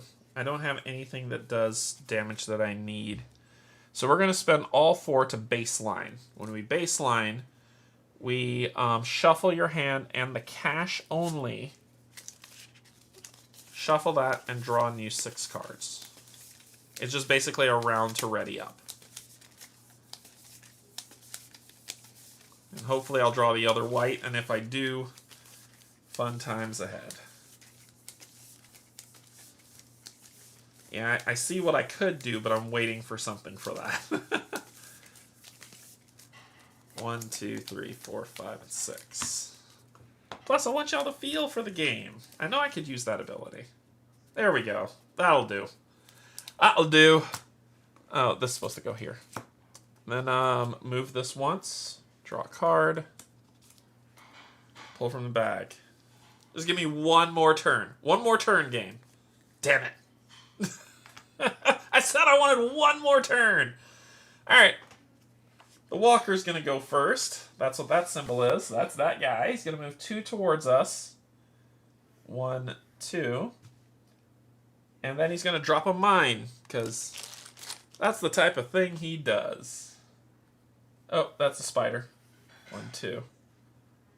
And then he's going to drop a mine. Then the spiders are going to go. You move 2. 1, 2, but we're concealed, so suck it. You don't move. You do move. 1, 2. Then he's about to yuck my yum. We go with 0 to 4. He's in our space. He's gonna do his. He's gonna try to do his middle one. His chassis busted, but he's gonna gain a token to hurt.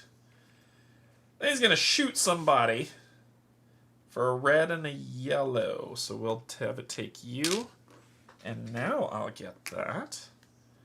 Then he'll interact with a token in a space. There's no token to interact with. Then he's going to move towards the hex without a player jacket. So his sorry behind's going to run up here. Oh, and he would have used this. He would have used the extra damage to deal 1 more damage, which would have been a gray. So that would have been that. Gain accuracy. Gain accuracy for armor sequence ability. Oh, yep. He took away 2, so I should have gained 2 accuracy. Whenever I lose the 2. Boop, boop. He is about to cash those suckers in. Then the tanks. Tanks for the memories. Remember, we are here. The tanks, the only one left alive is you. You don't move. No, you're A. A does move. These drones don't move. That's the only tank that's there. And then the walker's going to move 1, 2, and drop another mine. We are still in concealed space. Oh, there's still one thing left in the bag. You are up, sir. Can we break his face now? Oh, yes, we can. We're going to spend 1 to move in here. Then we're going to play 1, 2 to do our plasma blade, to do this, to get rid of that, and then this one to hit it for 1, giving us 1 money.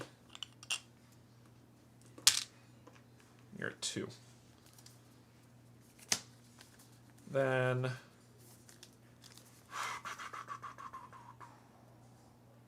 we're going to spend these 2 to gain an accuracy and an orange. Then we're going to spend an energy and a red to hit you for 1, and then an energy and a red to break your stupid, stinking face. That puts us at 19. And we won!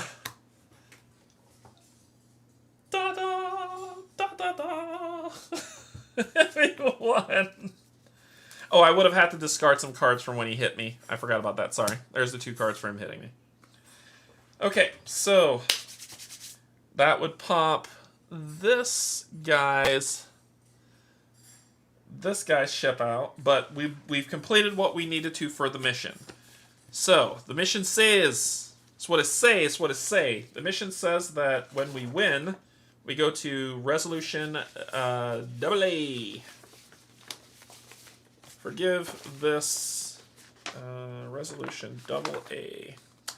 With the fighting won, we retreated from the area, stashed our jackets in a dense woodland, and slipped off on foot towards a small population center nearby to find a meal and maybe come across some valuable information. From the town, tendrils of smoke from our battle were backlit by the purple dusk, but no one there showed any alarm. Our bellies growled and our throats were parched for anything but ration bars and tepid canteen swill. It's a delicate balance to lie low while also scouting for information.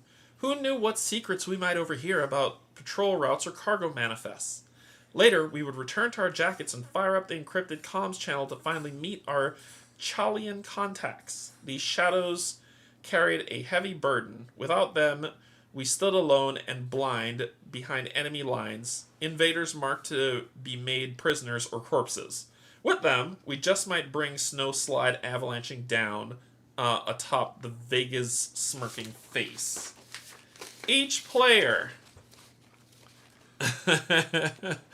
gains 10 money, so 27 and 29 respectively. Add the following general supply decks. I have a bunch of stuff stuck out here for us to do. So, this is the upgrade part and the deck builder part of this game. You're going to grab... If you look at the back of the jackets, you'll see the corporation names. That's what these are here.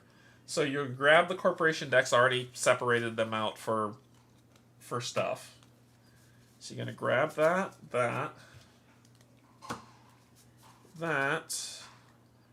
and this is the this is the bigger deck, right? POB. Okay, so we finished the sortie, so I'm going to clear all this off so you can see the next part of this, which is the deck building aspect of this game. Oh yes, there's deck building. Let's put you over here, and let's talk about the deck building. So we've got the corporation upgrade decks, and then the POB or the general upgrade deck, right? What you're going to do is you're going to shuffle the POB one and draw 4 for each player. So we'll just give this a quick shuffle. 4 per each player. So you shuffle this up real good. 1, 2, 3, 4 for Ulf. 1, 2, 3, 4 for Ormer. And then this goes away. Then you look at, and let's see who he can upgrade with. If you look at the back of their frame, I can upgrade with this one and this one. So therefore, I'll shuffle this up and draw 3. 1, 2, 3. This goes away. And the other one is this one. I'll shuffle this up. And draw 3. 1, 2, 3. Total of 10 cards, right? Then for you, I know you have these other two. I know he has these other two. So you'll shuffle up and draw 1, 2, 3. Put that away. And then shuffle this up. And draw 1, 2, 3. And put this one away. Alright. These, let's start with Ormer before we do Ulf. These are Ormer's upgrade cards. Let's take a look at them. This is important, so I'm going to have that up in the top. That's important. So we've got Auxiliary Terminal. So scrap this the top card of your arsenal, search your arsenal for a card, add it to your hand. So there's 2 of those. We've got Tactical Analysis. Wow, 2 of them. Well, that's unfortunate. We got Tactical Analysis. If an attack ability you have performed this round reduces a component of an enemy jacket by 1 or more, or destroyed a drone, return a card from your cache to your hand. We've got Logic Optimization. When you gain a red token, you may cache this card. If you do, search 2 cards, then draw 3. We've got a backplane card. When played, if you have at least 3 among cards in your backplane, gain a gray. Then, as an action, add one of those to a card in your backplane, gain energy, and then cache this card. We've got choose 1. That thruster 3, which means fly, right? Jump 3 onto a hex with a map feature. Or gain a red energy card, or attack ignoring concealment. This attack may only target drones. And notice the cost at the top. Play this and discard 2 cards to do this ability. Which is when played, add 2. Whenever an ability you perform reduces a component from an enemy jacket, you get that fun stuff. Drive Crunch. When you perform an attack ability, add 1 here. Have 3, gain 2. And then you scrap this card. We got Vortex Power Shunt, which gives us something. And we have Interlock Processors. So these are what we're drawing from the decks, right? So what we do, we didn't draw anything that needed weaponry to check this, but one day we might. But at the bottom of these cards, they're costs. And based off of the reputation that you have or the money you have, you can spend up to how many you have, for Ormer 29, to add these cards to your deck. And you can deck build your deck by saying, okay, well, I didn't use this card as much, so I'm going to pull that card out, and I'm going to put this card in its place. Or you could say, I use all my cards, and I'm going to put this card on top of that as well. So there's your deck building for him. For Ulf, we got Hardpoint. These are general cards, because you could tell POB is general. So general, and then corporation specific. Choose 1, gain that, or remove 2 red tokens. And then if you discard a card, the next attack ability you perform this round gains +2 range. We got Event Stream UI from that corporation. And finally, Kinetic Defense Grid, building it out. We've got Dash, Inertial Thrusters, Vigil Sensor Suite, which all allied jackets within range 1 gain...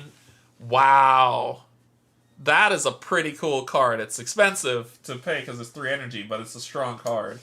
And then this one, Baylor Breach Charge, which probably I would add. The target of this attack becomes spotted, which means it can't hide in concealment. I actually like that card. I would add that card to Ulf, for sure. And then you pay, and you upgrade that deck as well.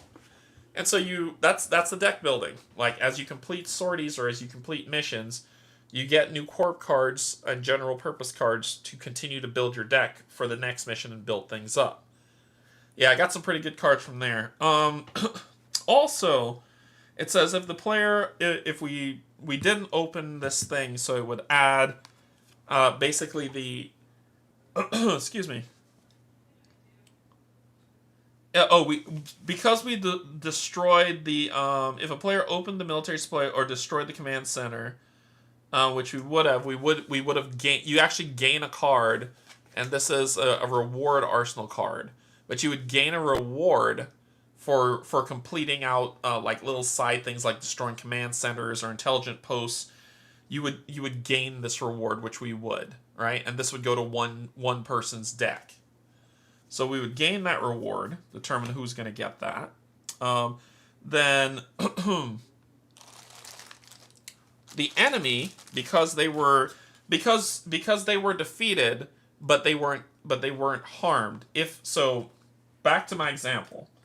As this ship was moving to get to her, if this ship got to her and picked her up, and then I blew the ship up, which it can do, she would become she would take a harm card that would go on here. So the next time I face her, she's not as strong. If she would have destroyed one of our jackets, she would have got a field promotion, and then she becomes stronger. So even the rivals build up and get stronger. For these two rivals, they're going to get these going forward. So whoever gets this, whenever red's called, they're also going to do a beam razor grenade to do this nonsense, and the other one would get shock rounds. So it's like, as you can see, the enemy continues. The rivals will always get stronger with you. It's not going to be, all right, I'm getting stronger and I'm just going to punch this rival in the face constantly and keep winning. No, they exist in the world too, and they are also going to get stronger as you continue to play. So keep that in mind as you play. Sometimes you want to blow up the ship that's going to pick them up. Right? Yes, sometimes you want to blow up the ship. Sometimes you don't. Sometimes you don't want to blow up the ship. And you let them get away and then they come back later.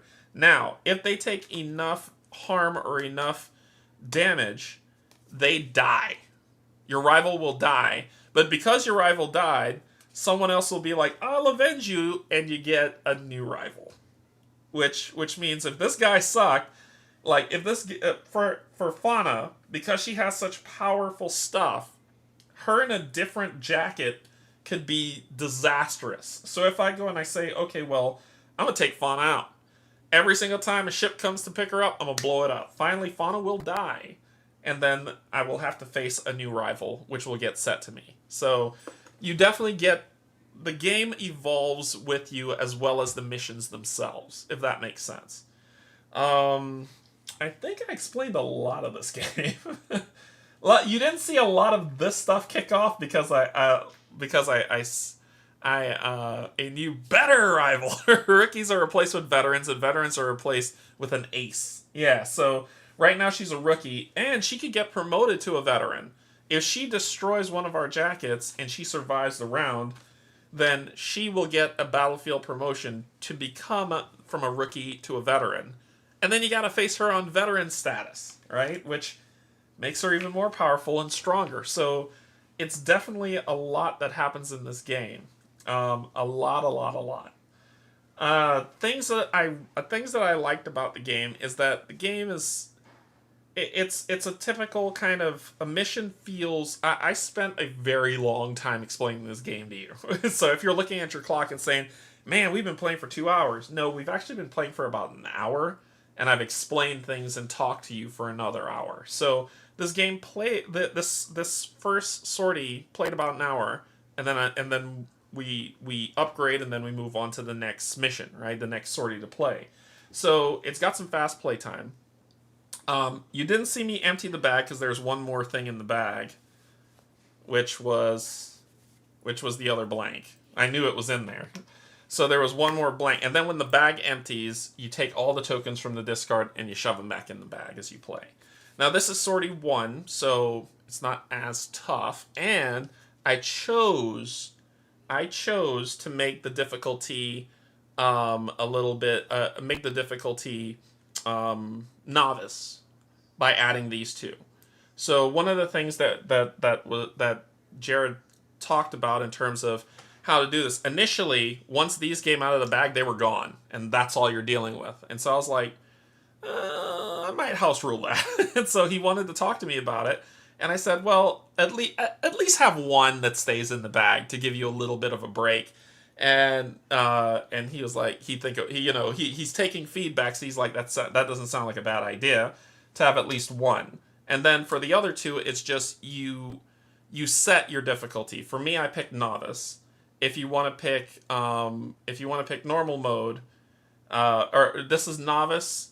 Beginner is beginner. You have two, and then normal mode you have one, and then if you want to go ultra hard mode, just take it out. Don't quote me. That's not what he chose to do, but that was the idea that I pitched. So it should be good. It should be good how it goes. Once again, the game is still in prototype form, so if you have feedback of things that you've seen that would be of good, go onto the Discord. He has a Discord open for this, for Exoterra, that you can join and share your ideas. Yeah, share your ideas. If you have tweaks that you'd be like, hey, Jared, what about this? He's open to listening to you. He listened to me and Steve as we were like playing the game as he was teaching it to us, so I know he's open to feedback. He's always open to feedback, which is great. Yes, Steve likes the Steve mode. All right. I think we covered a lot here today, and hopefully you were able to see the gameplay on a live stream and see how the mechanics moved about to see if this was something that you would like. Kim and Steve over on the Co-op Guild have done Sortie 2, so if you want to go and look at what happens after this mission, and we kind of played it in reverse order, so if you want to see what happens after this mission, they have it on their channel, and you could go check that out. Just keep in mind, the campaign is up. That is going on right now, so let's scroll up here and see it. How you doing, man? I'll do a refresh. Doing pretty good. I like it. I like it a lot. But there are playthroughs that are here. So Steve's is here for Sortie 2, and then you're watching this one. Whoever this guy is, whoever this idiot is, right? You're watching that guy play games. But he also talks about how to play it. There is a TTS mod, so if you go to try it, here's the Tabletop Simulator demo that you can pull up and try it for yourself.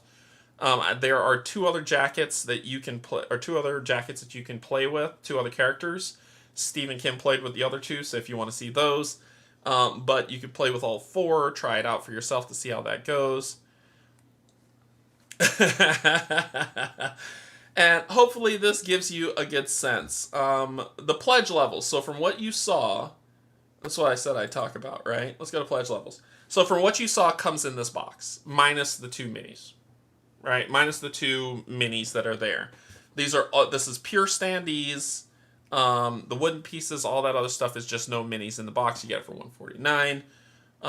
The veteran pledge adds the minis. So that's what you saw. That's the only difference that you saw in this one, was that it had the minis on there. But if you could see, so it'll add the minis for you to get. It's just 4 of them. He's not trying to do the command and give you 10 billion minis that you have nowhere to store them. Just the 4. The rest of the enemies are standees, which is perfectly fine with me. The Ace Pledge is going to add Tales from New Terra expansion, which gives you three more player-based jackets that you can use and play in the game. 18 new enemy pilots for you to go through from there. 10 Heritage jackets. I don't know about Heritage, but if you go over to Discord, Jared will tell you all about it. So it says miniature box, 15 hyper detailed minis. So it looks like he is adding some minis to this. Oh, it's the 3 plus the others. Gotcha. And then you get the board game. If you go Legend, all the jackets. Let's see, what do we got? Operation Pitchstone Campaign. So it looks like Legend adds an expansion. 40 activation tokens. Oh yeah, so it looks like it adds an expansion. It adds a campaign to it. So those are your options. We've got $259 for the legend, for the legendary pledge, $224 for the ace pledge, $189 for the veteran pledge, which is kind of what you saw played here, And then 150 for the rookie pledge. So if you're not about the minis and you're fine with standees, there you go. If you want the expansions, those stuff will be available in the add-on section for you to pick up some of that stuff. And then there's some other, you can get some personalized art. Wow. Yeah, limited. So this is a limited quantity to get personalized art from the artists of you. Um, or vying for Vega behavior card pack that you can get. There'll be more added onto the add-on section, I'm sure. I know there were some questions about having some of the expansions as add-ons if people want to do that. Jared's looking into it, and he's going to keep his pulse, the finger on the pulse of that. And when the pledge manager opens up, he'll make a call. So right now, the stretch goals that are open, it's fully funded. There's an arcade mode, set up cards and rules to play standalone sorties, so you don't have to play the campaign. You can play one-offs. And then basically see the frozen moon of Mother Pelmont in fun new ways. So new hex illustrations. The stuff costs money. So new hex illustrations. It looks like 3 new enemy pilots at 90. That would be cool. 1 rookie, 1 veteran, 1 ace to pilot challenge you on the battlefield. So that's pretty cool. And then we got some more hex upgrades and quality of life stuff. The more that he builds up. So, yeah, I think that should be it. The link to this is in the description below. Feel free to go check it out. He's done a really great job of putting this together. I'm happy, and I'm not happy much, right? I'm an old curmudgeon. I'm an old man. But I'm happy that this game has already been this far developed. In a prototype, it's been this far developed, right? You know how some prototypes say, well, we don't have a prototype. We could go on Tabletop Simulator. Ugh. So this one has a lot of completed things that just need a little bit of polish, and then it'll be good to go. So I think it's set well enough for it to go forward. All right. That's going to be all for today. Thank you so much for joining. Jared at Wild Games, thank you so much for letting me preview this. My personal opinion is, with a little bit of tweaks, I like it. The little bit of tweaks are things like things that we've talked about in terms of the ramping up the difficulty, ramping down the difficulty if you want it. But overall, I love the art. I'm a huge Robotech and Gundam fan, so this art makes me smile. I love how the pilots feel different. Even these guys, yes, this is a dual air board, but even these guys feel different. They felt different when they activated, and I love that it's this match of okay, Kif can just be like, okay, Bruiks suck. I don't want to Bruik anymore, and then he picks up another mech, which gives him another set of abilities. So his pilot status merged with those make things a little bit difficult. And that will also adjust the stats at the top of this board. So I like that. Like there's a lot of variety. There's a lot of variety in this game, and I'm happy with the variety. So overall, yeah, I'm backing it. I'm good with it. Yep, that's gonna be all. All right, cool. So that's going to be all for our playthrough of Exoterra. I hope you enjoyed this playthrough. I have other streams up later this week. If you're interested, you know what to do with the bell and the buttons and the things and the stuff. But other than that, I'll get out of here. Hope this was informative. Hope this gave you this made up your mind or even got you curious about wanting to play it yourself or know more. Until then, thank you to my patrons, subscribers, and if you're neither that just came in to hang out with me, I really appreciate it. Thank you and well. Just know, no matter who you are, no matter where you are, I love you, and there's absolutely nothing you can do about it. Bye, everybody.